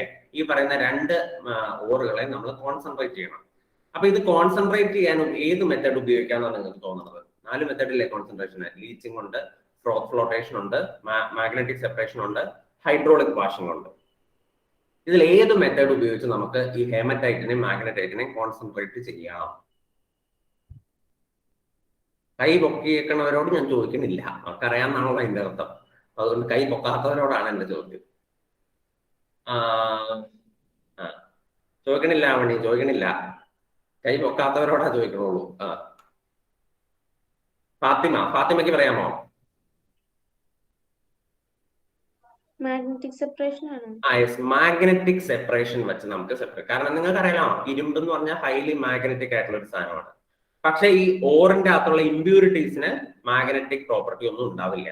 മാഗ്നറ്റിക് പ്രോപ്പർട്ടി ഒന്നും ഉണ്ടാവില്ലാത്ത ഇമ്പ്യൂരിറ്റീസിനെ നമുക്ക് ഈ ഓറിൽ നിന്ന് സെപ്പറേറ്റ് ചെയ്യാൻ പറ്റും. കാരണം എന്താ? ഈ ഓറിന് നല്ല മാഗ്നറ്റിക് പ്രോപ്പർട്ടി ഉണ്ട്, ഇമ്പ്യൂരിറ്റിക്ക് മാഗ്നറ്റിക് പ്രോപ്പർട്ടി ഇല്ല. അപ്പൊ you can easily separate those two. രണ്ടിനെ നമുക്ക് എളുപ്പത്തിൽ സെപ്പറേറ്റ് ചെയ്യാം. മാഗ്നറ്റിക് സെപ്പറേഷൻ എന്ന് പറയുമെങ്കിലും നമുക്ക് വേറൊരു മെത്തേഡും കൂടെ ഉപയോഗിക്കാം. അതാണ് ഹൈഡ്രോളിക് വാഷിംഗ് മെത്തേഡ്. ആ മെത്തേഡും ഉപയോഗിച്ച് നമുക്ക് എന്ത് ചെയ്യാം? കോൺസെൻട്രേറ്റ് ചെയ്യാനായിട്ട് സാധിക്കും. കാരണം ഈ ഇരുമ്പോറിന്റെ കനം വളരെ കൂടുതലും ഇമ്പ്യൂരിറ്റീസിന്റെ കനം വളരെ കുറവുമാണ്. അപ്പൊ അതുകൊണ്ട് നമുക്ക് വെള്ളം ഒഴിച്ച് ക്ലീൻ ചെയ്യാനും നമുക്ക് സാധിക്കും. ആ മെത്തേഡ് വഴി എന്ത് ചെയ്യാറുണ്ട്? കോൺസെൻട്രേറ്റ് ചെയ്യാറുണ്ട്. ഇത്രയും കാര്യം എല്ലാവർക്കും മനസ്സിലായോ? നമ്മൾ എന്ത് ചെയ്യുന്നു? ആദ്യം ഇരുമ്പിന്റെ 2 ഓറുകളെ ഖനനം ചെയ്തെടുക്കുന്നു. ഏതൊക്കെയാണ് 2 ഓറുകൾ? ഹേമറ്റൈറ്റും മാഗ്നറ്റൈറ്റും. പിന്നെ നമ്മൾ എന്ത് ചെയ്തു? അതിനെ നമ്മൾ കോൺസെൻട്രേറ്റ് ചെയ്തു. എങ്ങനെ കോൺസെൻട്രേറ്റ് ചെയ്തു? മാഗ്നറ്റിക് സെപ്പറേഷൻ വഴി അല്ലെങ്കിൽ ഹൈഡ്രോളിക് വാഷിംഗ് വഴി കോൺസെൻട്രേറ്റ് ചെയ്തു. ഇപ്പൊ നമ്മുടെ കയ്യിൽ അത്യാവശ്യം ഇമ്പ്യൂരിറ്റീസ് ഒക്കെ പോയി കിട്ടിയ, ഇമ്പ്യൂരിറ്റീസ് എർത്തിലെ ഇമ്പ്യൂരിറ്റീസ് പോയി കിട്ടിയ, ഗ്യാങ് പോയി കിട്ടിയ ഓറ് നമ്മുടെ കയ്യിൽ ഇരിക്കുന്നുണ്ട്. ഈ ഓറാണ് നമ്മൾ എന്തിലേക്ക് ആഡ് ചെയ്യാൻ പോകുന്നത്? നമ്മുടെ ബ്ലാസ്റ്റ് ഫർണസിലേക്ക് ആഡ് ചെയ്യാൻ പോകുന്നത്. എന്തിനു വേണ്ടി? ആ ഓറിൽ നിന്ന് അയണിനെ മാത്രം എക്സ്ട്രാക്ട് ചെയ്തെടുക്കാൻ വേണ്ടി. ഇപ്പൊ നമ്മുടെ കയ്യിലിരിക്കുന്ന Fe2O3 Fe3O4 ആണല്ലോ. അതിന്റെ അകത്ത് നിന്ന് ആ ഓക്സിജനെ കളഞ്ഞിട്ട് അയണിനെ മാത്രം നമുക്ക് വേർതിരിച്ചെടുക്കാനാണ് നമ്മൾ എന്താ ചെയ്യുന്നത്? ബ്ലാസ്റ്റ് ഫർണസിലേക്ക് ആഡ് ചെയ്യുന്നത്. ഇപ്പൊ ഇനി എന്നാ ചെയ്യാൻ പോണെന്ന് നോക്കിക്കോട്ടോ. ബ്ലാസ്റ്റ് ഫർണസിന്റെ ഏറ്റവും മേളിലത്തെ തട്ടിൽ നിന്ന് നമ്മൾ എന്ത് ആഡ് ചെയ്യാണ്?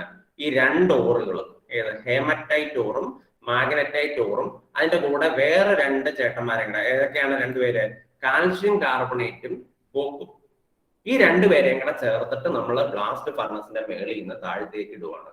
ബ്ലാസ്റ്റ് ഫർണസിന്റെ മേളിൽ നിന്ന് 4 പേരെയും കൂടെ ചേർത്ത് താഴ്ത്തോട്ട്. ആരൊക്കെയാണ്?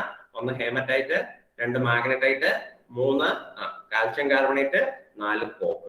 ഈ 4 സാധനത്തിനെ കൂടെ ബ്ലാസ്റ്റ് ഫർണസിന്റെ മേളിൽ താഴ്ത്തിട്ട്. അപ്പൊ എന്ത് സംഭവിക്കും നമുക്ക് നോക്കാം. അപ്പൊ ബ്ലാസ്റ്റ് ഫർണസിന്റെ ഏത് റീജിയണിൽ കൂടെ ആയിരിക്കും അത് ആദ്യം പാസ് ചെയ്യുന്നത്? മേളിലത്തെ റീജിയണിൽ കൂടെ ആയിരിക്കില്ലേ? അത് ഏത് റീജിയൻ ആണ്? Low temperature region. അപ്പൊ നമ്മൾ അവിടെ നടക്കുന്ന റിയാക്ഷനെ പറ്റിയാണ് ആദ്യം നമ്മൾ എഴുതാൻ പോകുന്നത്. അപ്പൊ ആദ്യത്തെ റീജിയൻ ഏതാണ്? Low temperature region. Low temperature region. ആ റീജിയന്റെ ടെമ്പറേച്ചർ എത്രയാണ്? 500 മുതൽ 800 കെൽവിൻ വരെയുള്ള റീജിയൻ. ഇതിനെയാണ് ലോ ടെമ്പറേച്ചർ റീജിയൻ എന്ന് പറയുന്നത്. ഇവിടെ നിങ്ങൾ ഇതൊരു കഥ പോലെ പഠിച്ചു വെക്കുക. അല്ലാണ്ട് നമ്മൾ ചുമ്മാ കുറെ ഇക്വേഷൻ കാണാണ്ട് പഠിച്ചത് കൊണ്ട്, കാണാണ്ട് പഠിക്കാം, പ്രശ്നമൊന്നുമില്ല. ഇക്വേഷൻ എന്തായാലും കാണാണ്ട് തന്നെ പഠിക്കേണ്ടി വരും. പക്ഷേ നമ്മൾ അതൊന്ന് ഓർത്ത് വെക്കാൻ ഒരു ടെക്നിക്ക് എന്നുള്ള രീതിയിലാണ് ഞാൻ പറയുന്നത്. നിങ്ങൾ ഓർക്കുക, നമ്മൾ ആരെയൊക്കെ ആഡ് ചെയ്തത്? ഹേമറ്റൈറ്റും മാഗ്നറ്റൈറ്റും കാൽഷ്യം കാർബണേറ്റും കോക്കും. ഇത്രയല്ലേ ആഡ് ചെയ്തത്? നിങ്ങൾ പഠിച്ചു വെക്കേണ്ടത് ഹേമറ്റൈറ്റ് മൊത്തം മാഗ്നറ്റൈറ്റ് ആയിട്ട് മാറുന്നു. എന്താണ്? ഹേമറ്റൈറ്റ് മൊത്തം മാഗ്നറ്റൈറ്റ് ആയിട്ട് മാറുന്നു. ഏതികൂടെ പാസ് ചെയ്യുമ്പോ? ലോ ടെമ്പറേച്ചർ റീജിയനിൽ കൂടെ പാസ് ചെയ്യുമ്പോൾ. ലോ ടെമ്പറേച്ചർ റീജിയനിൽ കൂടെ പാസ് ചെയ്യുമ്പോൾ എന്ത് ചെയ്തു? ഹേമറ്റൈറ്റ് മൊത്തം എന്തായിട്ട് മാറി? മാഗ്നറ്റൈറ്റ് ആയിട്ട് മാറി. ഹേമറ്റൈറ്റ് മൊത്തം മാഗ്നറ്റൈറ്റ് ആയിട്ട് മാറി. ഇനി എന്ത് ചെയ്യുന്നു? മാഗ്നറ്റൈറ്റ് മൊത്തം അയൺ ആയിട്ട് മാറുന്നു. എന്താണ് ചെയ്യുന്നത്? മാഗ്നറ്റൈറ്റ് മൊത്തം എന്തായിട്ട് മാറുന്നു? അയൺ ആയിട്ട് മാറുന്നു. അപ്പൊ ഞാൻ ആ രണ്ട് റിയാക്ഷൻ എഴുതാൻ പോവാട്ടോ, നോക്കിക്കോ. ഹേമറ്റൈറ്റ്, ആരാണ് ഹേമറ്റൈറ്റ്? Fe2O3. ഇത് മൊത്തം എന്തായിട്ട് മാറി എന്ന് പറഞ്ഞേ? മാഗ്നറ്റൈറ്റ് ആയിട്ട് മാറുന്നു. Fe3O4 മാഗ്നറ്റൈറ്റ് ആയിട്ട് മാറുന്നു, മാഗ്നറ്റൈറ്റ് ആയിട്ട് മാറും. ചുമ്മാ അങ്ങ് മാറുമല്ല ചെയ്യുന്നത്, ഒരാളുമായിട്ട് റിയാക്ട് ചെയ്തിട്ടാണ് ഈ പുള്ളി ഇങ്ങോട്ടേക്ക് മാറുന്നത്. അപ്പോ ഈ ഹേമറ്റൈറ്റ് ആരുമായിട്ട് റിയാക്ട് ചെയ്യുമ്പോഴാണ് മാഗ്നറ്റൈറ്റ് ആയിട്ട് മാറുന്നത്? കാർബൺ മോണോക്സൈഡുമായിട്ട് റിയാക്ട് ചെയ്യും. ആരുമായിട്ട് റിയാക്ട് ചെയ്യും? Carbon monoxide. അപ്പൊ നിങ്ങൾ ആലോചിക്കുന്നത് ഈ പുള്ളി ഇപ്പൊ എവിടെ വന്നതാ അല്ലെ? ഒരിടത്തും കണ്ടില്ലല്ലോ ഈ പുള്ളിനെ. കാർബൺ മോണോക്സൈഡിനെ നമ്മൾ ആഡ് ചെയ്തിട്ടുമില്ല, ബ്ലാസ്റ്റ് ഫർണസിന്റെ ഉള്ളിലും പുള്ളി ഇല്ല. പിന്നെ എങ്ങനെയാണ് ഈ പുള്ളി കയറി വന്നത്? അത് നമ്മൾ ഹൈ ടെമ്പറേച്ചർ റീജിയൻ പറയുമ്പോൾ ഞാൻ പറയാം എങ്ങനെയാണ് പുള്ളി വന്നതെന്ന്. അപ്പൊ തൽക്കാലം നിങ്ങൾ ഇങ്ങനെ അങ്ങ് പഠിച്ചു വെക്കുക. ആരുമായിട്ട് റിയാക്ട് ചെയ്തു? ഹേമറ്റൈറ്റ് കാർബൺ മോണോക്സൈഡുമായിട്ട് റിയാക്ട് ചെയ്തു. അപ്പൊ എന്ത് സംഭവിച്ചു? കാർബൺ മോണോക്സൈഡ് ഹേമറ്റൈറ്റിനെ എന്താക്കി മാറ്റി? മാഗ്നറ്റൈറ്റ് ആയിട്ട് മാറ്റി. അപ്പൊ ഇതിനെ ബാലൻസ് ചെയ്യാനായിട്ട് ഞാൻ ഇവിടെ ഒരു 3 ഇട്ട് കൊടുക്കുന്നു, ഇവിടെ ഒരു 2 ഇട്ട് കൊടുക്കുന്നു. പ്ലസ് ഈ കാർബൺ മോണോക്സൈഡ് എന്ത് ചെയ്യും? കാർബൺ മോണോക്സൈഡ് കാർബൺ ഡയോക്സൈഡ് ആയിട്ട് മാറും. CO2 carbon dioxide. ഇതാണ് ആദ്യത്തെ റിയാക്ഷൻ. ഹേമറ്റൈറ്റിനെ കാർബൺ മോണോക്സൈഡ് മാഗ്നറ്റൈറ്റ് ആയിട്ട് മാറ്റുന്നു, കാർബൺ മോണോക്സൈഡ് ഓക്സിഡൈസ് ചെയ്ത് കാർബൺ ഡയോക്സൈഡ് ആയിട്ട് മാറുന്നു. This is the first reaction. ഇനി രണ്ടാമത്തെ റിയാക്ഷൻ ഞാൻ എന്താ പറഞ്ഞത്? ഇപ്പൊ ഹേമറ്റൈറ്റ് മൊത്തം എന്തായിട്ട് മാറി? മാഗ്നറ്റൈറ്റ് ആയിട്ട് മാറി അല്ലെ? ഇനി മാഗ്നറ്റൈറ്റ് Fe3O4 എന്ന് പറയുന്ന സാധനം, ആ മാഗ്നറ്റൈറ്റ് വീണ്ടും ഈ കാർബൺ മോണോക്സൈഡുമായിട്ട് റിയാക്ട് ചെയ്യും. ഈ കാർബൺ മോണോക്സൈഡുമായിട്ട് റിയാക്ട് ചെയ്യും. എന്നിട്ട് പുള്ളി എന്തായിട്ട് മാറും? അയൺ ആയിട്ട് മാറും, Fe ആയിട്ട് മാറും. പ്ലസ് കാർബൺ മോണോക്സൈഡ് എന്തായിട്ടാ മാറാറ്? കാർബൺ ഡയോക്സൈഡ് ആയിട്ട് മാറും. ബാലൻസ് ചെയ്യാനായിട്ട് നമ്മൾ കുറച്ച് നമ്പർ ഒക്കെ ഇട്ട് കൊടുക്കുകയാണ്. ഇവിടെ ഒരു 4 ഇട്ട് കൊടുക്കുക, ഇവിടെ ഒരു 3 ഇട്ട് കൊടുക്കുക, ഇവിടെ ഒരു 4 ഇട്ട് കൊടുക്കുക. ബാലൻസിങ്. ബാലൻസ് ചെയ്താണ് കണ്ടത്. അപ്പൊ ഈ രണ്ട് റിയാക്ഷൻ നിങ്ങൾ മനസ്സിലായോ? ഹേമറ്റൈറ്റ് മാഗ്നറ്റൈറ്റ് ആയിട്ട് മാറുന്നു, മാഗ്നറ്റൈറ്റ് അയണായിട്ട് മാറുന്നു. പരിപാടി തീർന്നല്ലോ. കാരണം എന്താ? അയൺ കിട്ടിയില്ലേ? അയൺ കിട്ടാൻ വേണ്ടിയല്ലേ നമ്മൾ ബ്ലാസ്റ്റ് ഫർണസ് ഉപയോഗിച്ചത്. അയൺ കിട്ടിയില്ലോ. അപ്പൊ അതോടുകൂടി പരിപാടിയും തീർന്നു എന്നാണ് നമ്മൾ വിചാരിച്ചു വെക്കുന്നത്. പക്ഷെ ആക്ച്വലി പരിപാടി തീർന്നിട്ടില്ല. കാരണം അതിന്റെ കാരണമാണ് ഞാൻ പറയാൻ പോകുന്നത്. ഈ മേളിൽ കൊടുത്തിരിക്കുന്ന ഈ ഹേമറ്റൈറ്റ് എന്ന് പറഞ്ഞ ഈ സാധനം ഉണ്ടല്ലോ, ഈ സാധനം 100% മാഗ്നറ്റൈറ്റ് ആയിട്ട് മാറിയിരുന്നില്ല. നിങ്ങളെ പറ്റിച്ചതാണ്. അതായത് മൊത്തവും അത് മാഗ്നറ്റൈറ്റ് ആയിട്ട് മാറിയിട്ടുണ്ടായിരുന്നില്ല. അങ്ങനെയല്ലേ ഞാൻ പറഞ്ഞത്? ഹേമറ്റൈറ്റ് മൊത്തം മാഗ്നറ്റൈറ്റ് ആയിട്ട് മാറി എന്നല്ലേ പറഞ്ഞത്? എന്നാൽ മൊത്തം മാറിയിട്ടുണ്ടായിരുന്നില്ല. നമ്മൾ അങ്ങനെ വിചാരിച്ചു വെച്ചതാണ്. കുറച്ച് ഹേമറ്റൈറ്റിന് വേറെ ഒരു പണി ഇല്ലാത്തതുകൊണ്ട് അവൻ എന്തായിട്ട് മാറി? അവൻ FeO ഫെറസ് ഓക്സൈഡ് ആയിട്ട് മാറി. FeO ആയിട്ട് മാറി. അപ്പൊ എന്താണ് പറ്റിയത്? മേളിലുള്ള ഹേമറ്റൈറ്റ് Fe2O3 എന്ന് പറഞ്ഞ സാധനം ഉണ്ടല്ലോ, അവൻ കുറച്ചുപേര് അവൻ എന്ത് ചെയ്തു? അവൻ ഈ കാർബൺ മോണോക്സൈഡുമായിട്ട് റിയാക്ട് ചെയ്ത് കഴിഞ്ഞപ്പോ Fe3O4 ആവണതിന് പകരം എന്തായിട്ട് മാറി? FeO എന്ന് പറഞ്ഞൊരു സാധനമായിട്ട് മാറി. കാർബൺ മോണോക്സൈഡ് എന്തായിട്ട് തന്നെ മാറുള്ളൂ? കാർബൺ ഡയോക്സൈഡ് ആയിട്ട് മാറി, FeO ആയിട്ട് മാറി. അപ്പൊ ഇതിനെ ഞാൻ ബാലൻസ് ചെയ്യാനായിട്ട് ഇപ്പൊ ഇവിടെ 2 കൊടുക്കുന്നു. അത്രയും കാര്യം മനസ്സിലായോ? അപ്പൊ റിയാക്ഷൻ തീർന്നോ? റിയാക്ഷൻ തീർന്നോ? തീർന്നില്ല. കാരണം എന്താ? ഈ ഹേമറ്റൈറ്റ് ഇപ്പൊ FeO ആയിട്ട് മാറിക്കില്ല. ഇനി ആ FeOയിൽ നിന്നും കൂടെ എന്ത് കിട്ടണം? നമുക്ക് Fe-നെ വേർതിരിച്ച് കിട്ടണം. കാരണം നമുക്ക് Fe മതി, വേറെ ഒരു ഐറ്റത്തെ നമുക്ക് വേണ്ട. നമുക്ക് പ്യുവർ അയണിനെ മാത്രം കിട്ടിയാൽ മതി. ഇത്രയാണ് ലോ ടെമ്പറേച്ചറിൽ നടക്കുന്ന റിയാക്ഷൻ. ഈ റിയാക്ഷൻ എല്ലാവർക്കും മനസ്സിലായോ? എന്തൊക്കെയാണ് ലോ ടെമ്പറേച്ചറിൽ നടക്കുന്ന റിയാക്ഷൻ? നമ്മൾ ബ്ലാസ്റ്റ് ഫർണസിന്റെ മേളിൽ നിന്ന് ആരെയൊക്കെ ഇട്ട് കൊടുത്തത്? കാൽഷ്യം കാർബണേറ്റ്, കോക്ക്, പിന്നെ ആരാണ്? Haematite, magnetite. അപ്പൊ എന്തൊക്കെ സംഭവിച്ചു? അത് ലോ ടെമ്പറേച്ചർ റീജിയനിൽ കൂടെ പോയി കഴിഞ്ഞപ്പോ കുറെയൊക്കെ ഹേമറ്റൈറ്റ് മാഗ്നറ്റൈറ്റ് ആയിട്ട് മാറി. ആ മാറിയ മാഗ്നറ്റൈറ്റ് മൊത്തം അയണായിട്ടും മാറിയിട്ടുണ്ട്. പക്ഷെ പ്രശ്നം എന്താ? കുറച്ച് ഹേമറ്റൈറ്റ് അയണായിട്ട് മാഗ്നറ്റൈറ്റ് ആയിട്ട് മാറാണ്ട് നേരെ FeO ആയിട്ട് മാറിയായിരുന്നു. അതാണ് അവിടുത്തെ പ്രശ്നം. FeO ആയിട്ട് ഇങ്ങനെ മാറി. ഇതാണ് ലോ ടെമ്പറേച്ചർ റിയാക്ഷൻ. അപ്പൊ ഇനി നമ്മൾ താഴത്തോട്ട് വരുവാണ്. ഇനി ഹൈ ടെമ്പറേച്ചർ. അപ്പൊ ഇത് ഇങ്ങനെ താഴത്തോട്ട് വന്നുകൊണ്ടിരിക്കുകയാണല്ലോ. അപ്പൊ താഴത്തോട്ട് വരുമ്പോ ഇനി എന്ത് സംഭവിക്കും നമുക്ക് നോക്കാം. താഴത്തോട്ട് വരിക എന്ന് പറഞ്ഞു കഴിഞ്ഞിട്ടുണ്ടെങ്കിൽ it is the high temperature region. High temperature region. High temperature region. അതാണ് 900 മുതൽ 1500 കെൽവിൻ വരെയുള്ള റീജിയൻ. അവിടെ എന്താണ് സംഭവിക്കണേന്ന് നമുക്ക് നോക്കാം. അവിടെ സംഭവിക്കുന്നതാണ്, നമ്മൾ മുകളിൽ നിന്ന് ഒരുത്തനെ ആഡ് ചെയ്തിട്ടുണ്ട്. ആരാണ്? കോക്ക്, അല്ലെ? കോക്ക് എന്ന് പറഞ്ഞ ഒരു സാധനത്തിനെ നമ്മൾ മേളിൽ നിന്ന് ആഡ് ചെയ്തിട്ടുണ്ട്. താഴെ നിന്ന് നമ്മൾ ഈ ബ്ലാസ്റ്റ് ഫർണസിൽ എന്താ ചെയ്യുന്നതെന്ന് നോക്കി. താഴെ നിന്ന് ഇവിടെ blast of air and oxygen എഴുതിയേക്കണുണ്ടോ? അതായത് ഈ ബ്ലാസ്റ്റ് ഫർണസിന്റെ താഴെ നിന്ന് നമ്മൾ ഇങ്ങനെ ഓക്സിജനെ ഇങ്ങനെ കൊടുത്തോണ്ടിരിക്കുകയാണ്. ഓക്സിജനെ ഇങ്ങനെ മേപ്പോട്ടേക്ക് ഇങ്ങനെ കൊടുത്തോണ്ടിരിക്കുകയാണ്, ഊതിക്കൊണ്ടിരിക്കുക. ബ്ലാസ്റ്റ് എന്ന് പറഞ്ഞിട്ടുണ്ടെങ്കിൽ കൊടുങ്കാറ്റ് പോലെ ഇങ്ങനെ നമ്മൾ ഓക്സിജനെ ഇങ്ങനെ കൊടുത്തോണ്ടിരിക്കുകയാണ് അതിന്റെ ഉള്ളിലോട്ട്. അപ്പൊ എന്ത് സംഭവിക്കുക? അപ്പോഴാണ് നമ്മൾ മേളിൽ നിന്ന് കോക്കിനെ ഇടുന്നത്. അപ്പൊ മേളിൽ നിന്ന് വരുന്ന ഈ കോക്ക് നമ്മൾ താഴെ നിന്ന് കൊടുക്കുന്ന ഓക്സിജനുമായിട്ട് റിയാക്ട് ചെയ്തിട്ട് ആരുണ്ടാവും? കാർബൺ ഡയോക്സൈഡ് ഉണ്ടാവും. എന്തുണ്ടാവുന്നു? Carbon dioxide. അപ്പൊ നോക്കിക്കേ, ആ റിയാക്ഷൻ ഞാനിവിടെ എഴുതുന്നില്ല കേട്ടോ. നോക്കിക്കോ, മേളിൽ നിന്ന് ഇടുന്ന കോക്ക് താഴെയിൽ നിന്ന് നമ്മൾ കൊടുക്കുന്ന ഓക്സിജനുമായിട്ട് റിയാക്ട് ചെയ്തിട്ട് കാർബൺ ഡയോക്സൈഡ് എന്ന് പറഞ്ഞ വാതകം ഉണ്ടാവുന്നു. പക്ഷെ ഇവിടെ ഇതല്ല ഇതിന്റെ പ്രത്യേകത. ഈ കാർബൺ ഡയോക്സൈഡ്, ഇപ്പൊ ഉണ്ടായ ഈ കാർബൺ ഡയോക്സൈഡ് ഉണ്ടല്ലോ, ആ കാർബൺ ഡയോക്സൈഡ് വീണ്ടും കോക്കുമായിട്ട് റിയാക്ട് ചെയ്യും. ഇപ്പൊ ഉണ്ടായ കാർബൺ ഡയോക്സൈഡ് വീണ്ടും കോക്കുമായിട്ട് റിയാക്ട് ചെയ്തിട്ട് നമുക്ക് കാർബൺ മോണോക്സൈഡ് എന്ന് പറഞ്ഞ ഗ്യാസ് ഉണ്ടാവും. എന്തുണ്ടാവും? Carbon monoxide. അപ്പൊ എന്താണ് നമ്മൾ ഇത്? മേളിൽ നിന്ന് നമ്മൾ കോക്ക് ആഡ് ചെയ്യുന്നു, താഴെ നിന്ന് നമ്മൾ ഓക്സിജൻ ഇങ്ങനെ കൊടുത്തോണ്ടേ ഇരിക്കുമായിരുന്നു. ഈ ഓക്സിജനും കോക്കും കൂടെ റിയാക്ട് ചെയ്ത് കാർബൺ ഡയോക്സൈഡ് ഉണ്ടാവുന്നു. ആ ഉണ്ടായ കാർബൺ ഡയോക്സൈഡ് പിന്നെ വീണ്ടും മേളിൽ നിന്ന് വരുന്ന കോക്കുമായിട്ട് റിയാക്ട് ചെയ്തിട്ട് കാർബൺ മോണോക്സൈഡ് ഉണ്ടാവും. അപ്പൊ നിങ്ങൾക്കറിയാലോ, കാർബൺ മോണോക്സൈഡ് എന്ന് പറഞ്ഞൊരു ഗ്യാസ് അല്ലേ? ആ ഗ്യാസ് അവിടെ ഉണ്ടായി കഴിഞ്ഞാൽ അടങ്ങി ഒതുങ്ങി അവിടെ തന്നെ നിൽക്കാൻ സാധ്യതയുണ്ടോ? ഇല്ലല്ലോ. ബ്ലാസ്റ്റ് ഫർണസിന്റെ മേളിലേക്ക് പോയില്ലേ? അങ്ങനെ ബ്ലാസ്റ്റ് ഫർണസിന്റെ മേളിലേക്ക് പോയത് കൊണ്ടാണ് ആ ലോ ടെമ്പറേച്ചർ റീജിയനിൽ ഈ CO വന്നത്. അതുകൊണ്ടാണ് ആ ലോ ടെമ്പറേച്ചർ റീജിയനിൽ ഈ Fe2O3 Fe3O4 ഒക്കെ ഈ CO-യുമായിട്ട് റിയാക്ട് ചെയ്തു എന്ന് ഞാൻ പറയാൻ കാരണം അതാണ്. കാരണം എന്താ? ഹൈ ടെമ്പറേച്ചർ റീജിയനിൽ നിന്ന് കൊടുക്കുന്ന ഓക്സിജനും കോക്കും കൂടെ റിയാക്ട് ചെയ്ത് കാർബൺ ഡയോക്സൈഡ് ഉണ്ടായി. ആ കാർബൺ ഡയോക്സൈഡ് വീണ്ടും കോക്കുമായിട്ട് റിയാക്ട് ചെയ്ത് കാർബൺ മോണോക്സൈഡ് ഉണ്ടായി. അത് മേളിലോട്ട് വന്നിട്ടാണ് നമ്മളുടെ ലോ ടെമ്പറേച്ചർ റീജിയനിൽ ഈ റിയാക്ഷൻ നടക്കുന്നത്. മനസ്സിലായോ? അപ്പൊ ഇതാണ് കാർബൺ മോണോക്സൈഡിന്റെ പ്രൊട്ടക്ഷൻ. ശരി, അപ്പൊ അതുകൊണ്ട് തീർന്നില്ല. അപ്പൊ കാർബൺ മോണോക്സൈഡ് ഉണ്ടാവുന്ന റിയാക്ഷൻ കഴിഞ്ഞു. ഇനി ഹൈ ടെമ്പറേച്ചർ റീജിയനിൽ നടക്കുന്ന വേറൊരു റിയാക്ഷൻ ആണ്. നമ്മുടെ ലോ ടെമ്പറേച്ചർ റീജിയനിൽ നമുക്ക് വേണ്ടാത്ത ഒരുത്തരം ഉണ്ടായിരുന്നല്ലോ. അവനാരാ? FeO എന്ന് പറഞ്ഞൊരു സാധനം ഉണ്ടായിട്ടുണ്ടായിരുന്നില്ലേ? അവനെ വീണ്ടും ഈ കാർബൺ മോണോക്സൈഡ് എന്ത് ചെയ്യും? റിയാക്ട് ചെയ്തിട്ട് എന്താക്കി മാറ്റും? സാധാരണ അയണാക്കി മാറ്റും. അയണും കാർബൺ ഡയോക്സൈഡും ആക്കി മാറ്റും. ഇപ്പൊ നമുക്ക് ഫുൾ സാധനം അയണായിട്ട് മാറും. എല്ലാ സാധനവും നമുക്ക് അയണായിട്ട് മാറും. ആ അയണിനെ നമ്മൾ എന്ത് ചെയ്യും? ഈ ബ്ലാസ്റ്റ് ഫർണസിന്റെ ചോട്ടിയുടെ ഇങ്ങ് വലിച്ചെടുക്കും. അപ്പൊ അത് നിങ്ങൾ ബ്ലാസ്റ്റ് ഫർണസിന്റെ ഏറ്റവും താഴ്ഭാഗത്തേക്ക് നോക്കിയേ. ഇവിടെ ആരോ മാർക്കറ്റ് എഴുതിയേക്കണോ? പിഗ് അയൺ എഴുതിയേക്കണോ? Pig iron.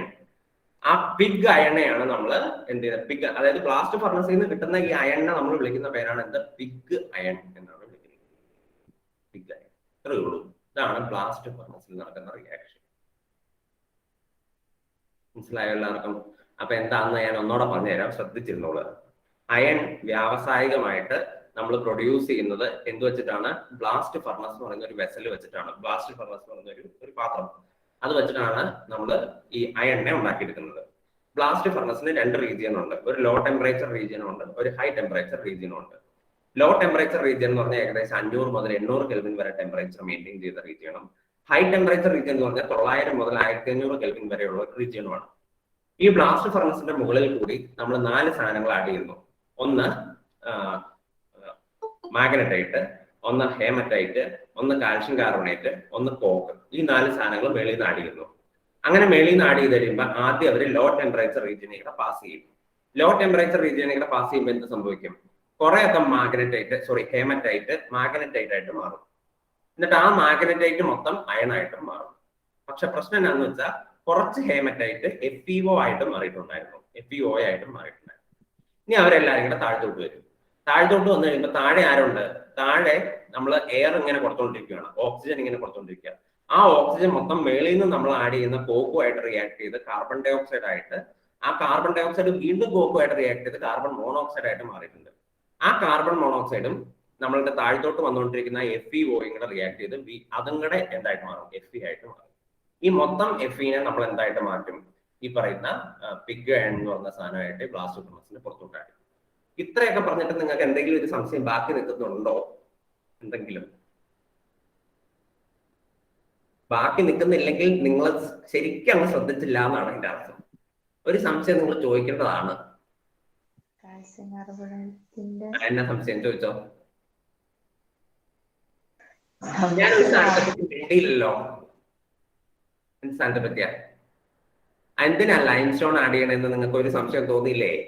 ലൈം സ്റ്റോൺ എന്തിനാ ആഡ് ചെയ്യുന്നത്? അതിപ്പോ ഞാൻ പറഞ്ഞു ഒരു റിയാക്ഷനിൽ ലൈം സ്റ്റോൺ വന്നിട്ടില്ലല്ലോ, പിന്നെ എന്തിനാ ഈ പണ്ടാര ആഡ് ചെയ്തത്? ചുമ്മാ രസത്തിന് വേണ്ടിയിട്ടാണോ? ലൈംസ്റ്റോൺ ഡീകമ്പോസ് ചെയ്തിട്ടല്ലേ റിയാക്ട് ചെയ്യണേ? ലൈംസ്റ്റോൺ ഹീറ്റിലെ ടെമ്പറേച്ചറിൽ ഇങ്ങനെ സെപ്പറേറ്റ് ആയിട്ടല്ലേ റിയാക്ഷൻ നടത്തണം? കേട്ടില്ല. അത് ഹൈ ടെമ്പറേച്ചറിൽ അത് ഡീകമ്പോസ് ചെയ്യില്ലേന്ന്, എന്നിട്ടല്ലേ ഡീകമ്പോസ് ചെയ്തിട്ട് റിയാക്ഷൻ നടത്തണേ നടക്കുന്നത്. അത് മാത്രമല്ല, ഈ ലൈം സ്റ്റോണിന്റെ ഒരു പ്രത്യേകത എന്താണെന്ന് വെച്ചാൽ, ഈ ലൈം സ്റ്റോൺ നമ്മൾ ആഡ് ചെയ്യുന്ന ഓറില്ലേ, മാഗ്നറ്റൈറ്റും ഹേമറ്റൈറ്റും, അതിൻ്റെ അകത്തുള്ള ഇമ്പ്യൂരിറ്റീസ് എന്തെന്ന് നമ്മളതിന് പറയുന്ന ഗ്യാങ് അല്ലെ, ആ ഗ്യാങ്ങുമായിട്ട് റിയാക്ട് ചെയ്തിട്ട് ലൈം സ്റ്റോൺ എന്തുണ്ടാക്കും? ഒരു സ്ലാഗ് എന്ന് പറഞ്ഞൊരു സാധനം ഉണ്ടാക്കുന്നുണ്ട്.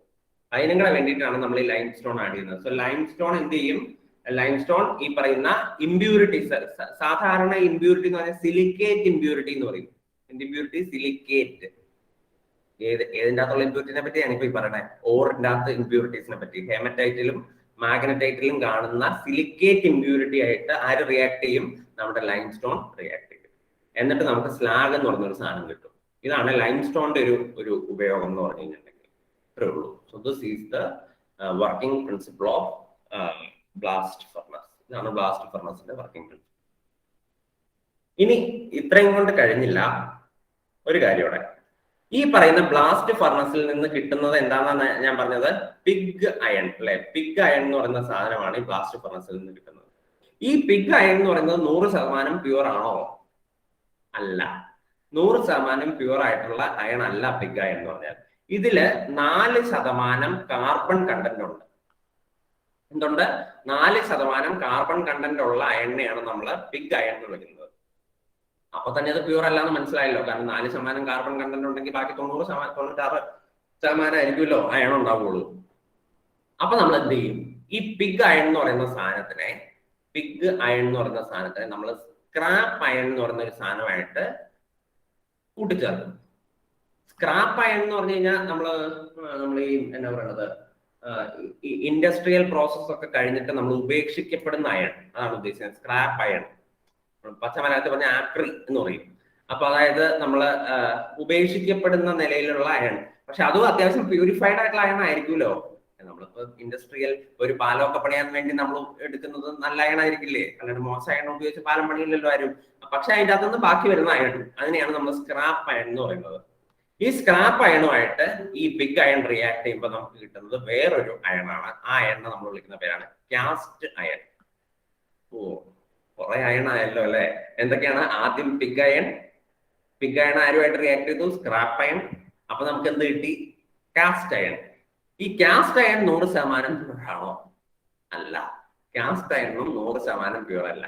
പുള്ളിയുടെ കയ്യിലും 3% കാർബൺ ഉണ്ട്. 3% കാർബൺ ഉള്ള അയണിനെയാണ് നമ്മൾ എന്ത് വിളിക്കുന്നത്? കാസ്റ്റ് അയൺ എന്ന് പറയുന്നത്.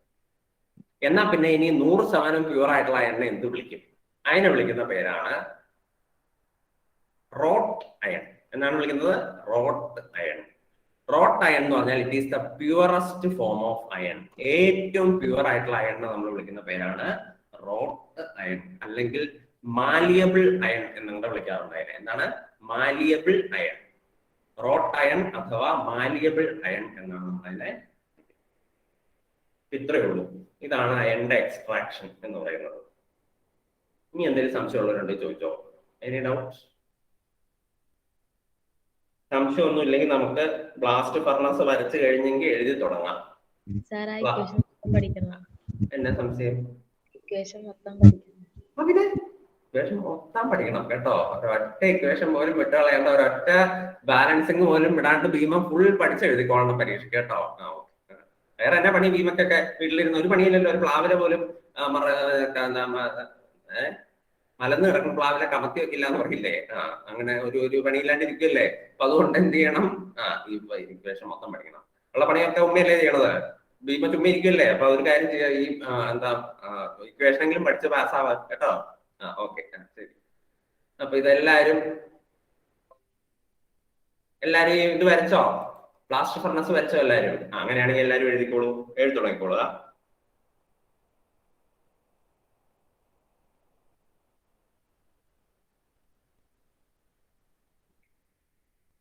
Iron is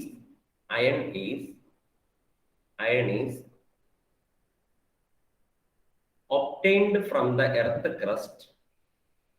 Iron is obtained from the earth crust as hematite and magnetite. എന്നിട്ട് അതിന്റെ ഫോർമുല കൂടെ ബ്രാക്കറ്റിൽ എഴുതിക്കോളണം കേട്ടോ. ഹേമറ്റൈറ്റ് എന്ന് എഴുതിയിട്ട് ബ്രാക്കറ്റിൽ Fe2O3 എന്നും ആൻഡ് മാഗ്നറ്റൈറ്റ് എന്ന് എഴുതിയിട്ട് ബ്രാക്കറ്റിൽ Fe3O4 എന്ന് എഴുതിക്കോളണം. Iron is obtained from the earth crust as hematite Fe2O3 and magnetite Fe3O4. എഴുതിയോ? Full stop. This ore is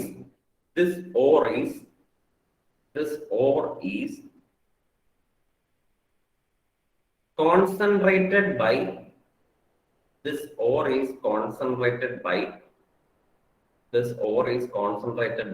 magnetic separation technique.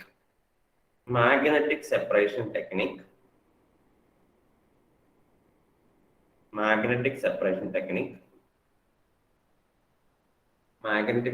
technique or hydraulic washing.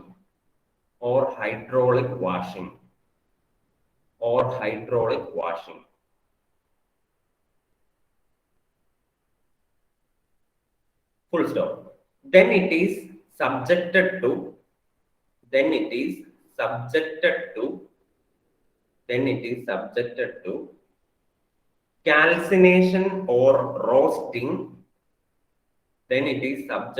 calcination or roasting.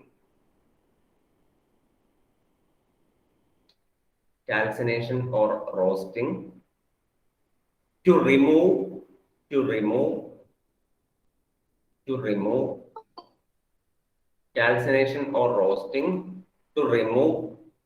water and carbonates.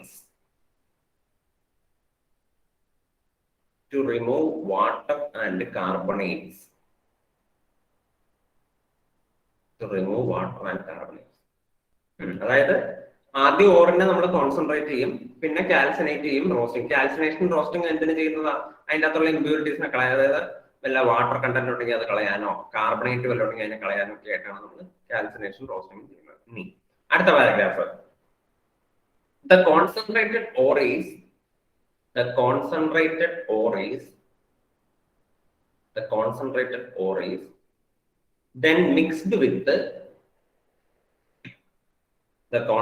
ore is then mixed with limestone bracketile CaCO3 calcium carbonate. The concentrated ore is then mixed with the limestone bracketile calcium carbonate, comma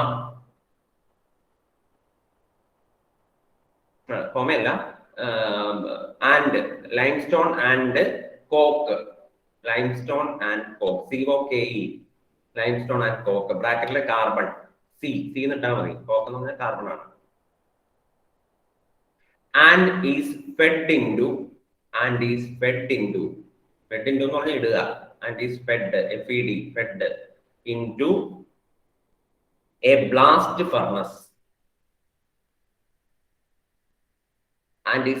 into a blast furnace. From the top. Blast ഫർണസിന്റെ മേളിൽ നിന്ന് താഴ്ത്തോട്ടിട്ടു എന്നാണ് പറഞ്ഞതിന്റെ അർത്ഥം. and is fed into a blast furnace from the top. Full stop. Air and oxygen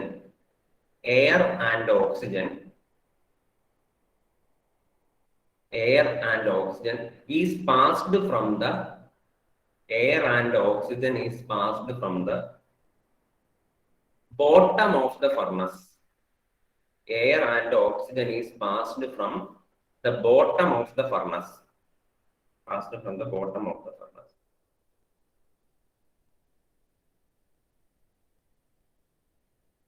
ഇനി അടുത്ത paragraph എഴുതുക. When the ore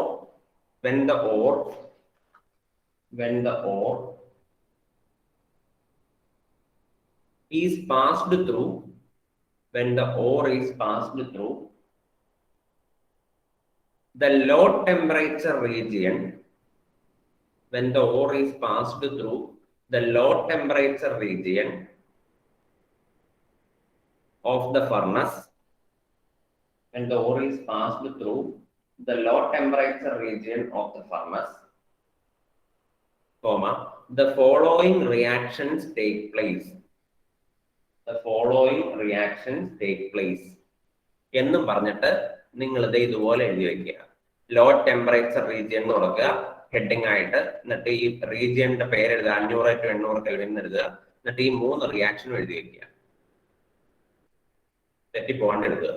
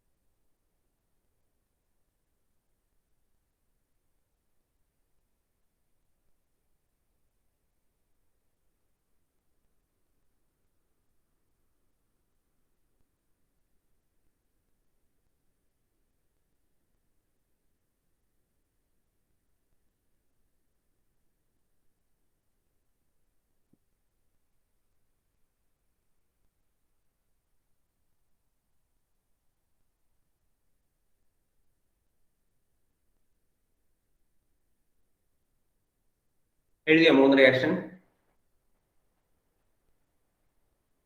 ഇനി താഴെ എഴുതുക. At higher temperature region of the blast furnace, at a higher temperature region of the blast furnace,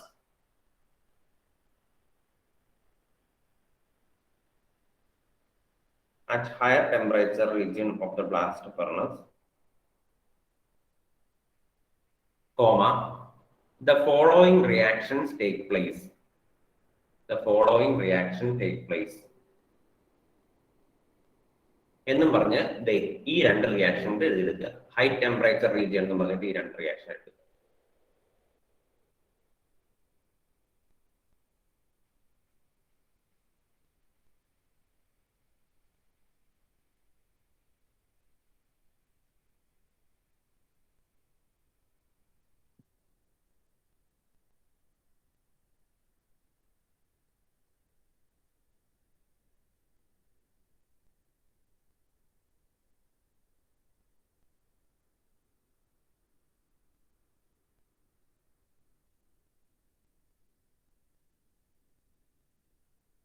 എന്നിട്ട് എഴുതിക്കൊള്ളുക.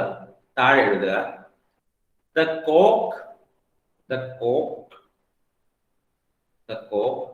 added from the top, the coke added from the top is burned in the presence of oxygen,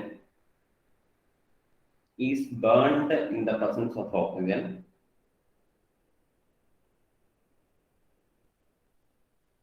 to give carbon monoxide, to give carbon monoxide, to give carbon monoxide. എഴുതിയോ? Full stop. The burning of coke, the burning of coke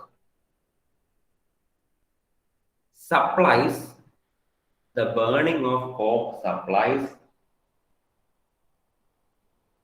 most of the heat, most of the heat,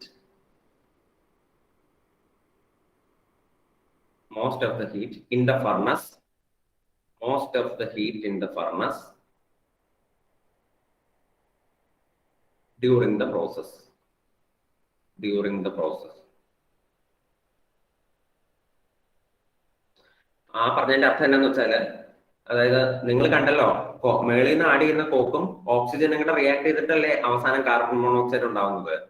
ആ റിയാക്ഷനിൽ നിന്ന് ഉണ്ടാവുന്ന heat, അതായത് coke ഓക്സിജനായിട്ട് react ചെയ്യാന്ന് പറഞ്ഞാൽ കത്തുകയാണ് ശരിക്കും. Carbon കത്തുകയാണ്, carbon ഓക്സിജന്റെ പ്രസൻസിൽ കത്തുകയാണ്. അപ്പൊ അങ്ങനെ കത്തുമ്പോൾ ഉണ്ടാവുന്ന ഹീറ്റ് ആണ് ആക്ച്വലി ആ ബ്ലാസ്റ്റ് ഫർണസിലെ മൊത്തം ഹീറ്റിനും കാരണം. അതായത് ആ ബ്ലാസ്റ്റ് ഫർണസിൽ ഉണ്ടാവുന്ന അത്രയും ടെമ്പറേച്ചറിന്റെ കാരണം എന്താണ്? നമ്മൾ മേളിൽ നിന്ന് ആഡ് ചെയ്യുന്ന കോക്കും താഴെ നിന്ന് ആഡ് ചെയ്യുന്ന ഓക്സിജനും കൂടെ റിയാക്ട് ചെയ്ത് ആ ബേണിംഗ് പ്രോസസ് വഴിയാണ് ബ്ലാസ്റ്റ് ഫർണസിൽ അത്രയും ഹീറ്റ് നിലനിൽക്കുന്നത്. അതാണ് കാരണം. ഓക്കെ, ഇനി താഴെ എഴുതുക. വീണ്ടും താഴെ അടുത്ത സ്റ്റെപ്പായിട്ട് എഴുതുക. At the higher temperature region, at the higher temperature region, at the higher temperature region, comma, limestone, at the higher temperature region, comma, limestone, അതായത് കാൽഷ്യം കാർബണേറ്റ് ബ്രാക്കറ്റിൽ CaCO3 എന്ന് എഴുതുക. ലൈംസ്റ്റോൺ CaCO3 is decomposed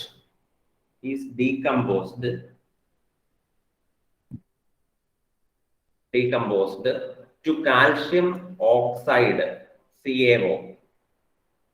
എഴുതുക, to CaO, calcium oxide,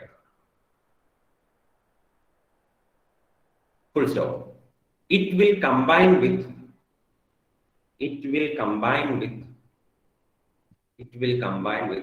the silicate impurity.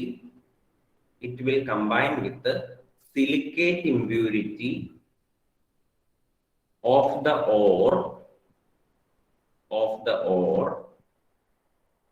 silicate impurity of the ore to form slag, SLAG, to form slag. എന്നിട്ട് താഴെ ഈ reaction എഴുതുക. അതായത് ഹൈ ടെമ്പറേച്ചർ റീജിയനിൽ നമ്മുടെ കാൽഷ്യം കാർബണേറ്റ് വിഘടിച്ച് എന്തായിട്ട് മാറും? കാൽഷ്യം ഓക്സൈഡും കാർബൺ ഡൈ ഓക്സൈഡുമായിട്ട് മാറും. ഈ കാൽഷ്യം ഓക്സൈഡ് നമ്മളുടെ ആരുമായിട്ട് റിയാക്ട് ചെയ്യും? Silicate impurity SiO2.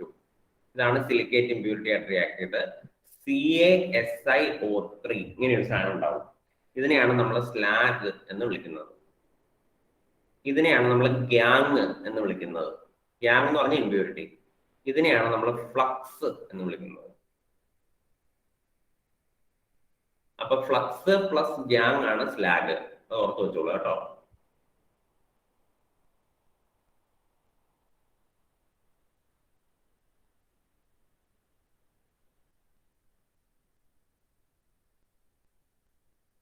എന്നിട്ട് എഴുതുക, the slag then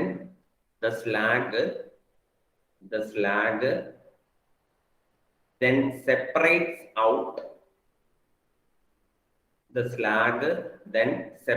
out from the iron.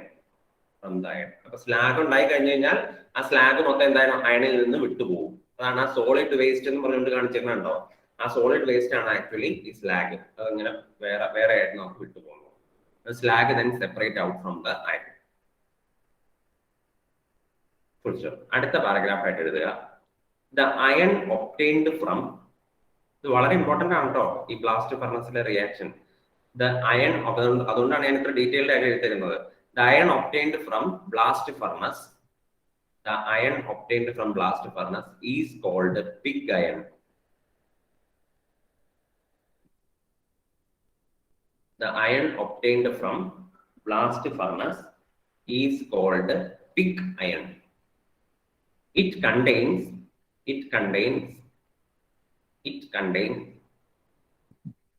4% carbon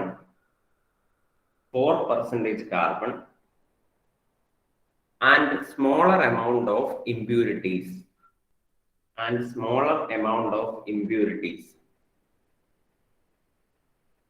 Like smaller amount of impurities like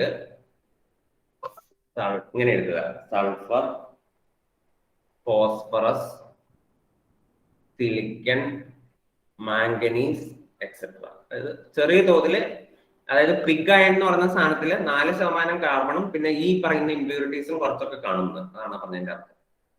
4% carbon and smaller amount of impurities like sulfur, silicon, manganese, phosphorus, etc. അടുത്ത sentence ആയിട്ട് താഴെ, അടുത്ത point ആയിട്ട് താഴെ എഴുതുക. When pig iron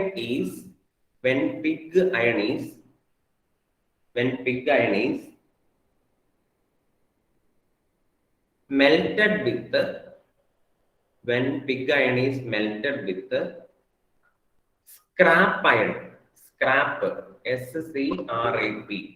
When pig iron is melted with scrap iron,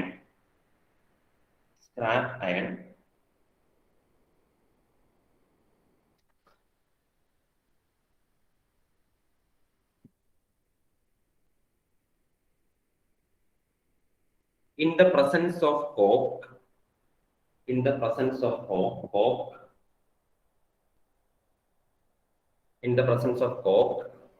hot air, in the presence of coke and hot air. അപ്പൊ എന്നാ ചെയ്തത്, പിഗ് അയണിനെയും സ്ക്രാപ്പ് അയണിനെയും കൂടെ നമ്മൾ മിക്സ് ചെയ്തു, മെൽറ്റ് ചെയ്തു. എങ്ങനെ? ഓക്സിജന്റെയും ചൂടുള്ള എയറിന്റെയും പ്രസൻസിൽ, ചൂടുള്ള എയറും ഓക്സിജന്റെയും പ്രസൻസിൽ നമ്മൾ പിഗ് അയണിനെയും സ്ക്രാപ്പ് അയണിനെയും കൂടെ മെൽറ്റ് ചെയ്തു. അപ്പൊ നമുക്ക് കിട്ടുന്നതാണ് in the presence of hot air, we get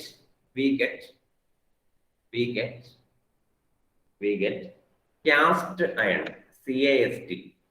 We get cast iron.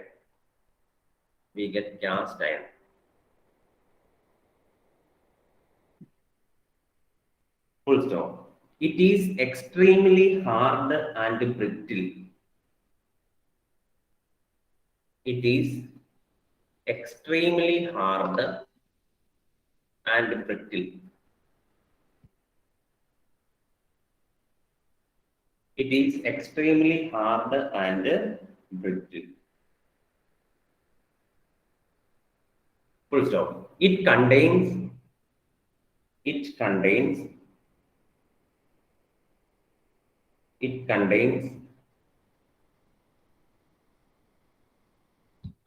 3% of carbon.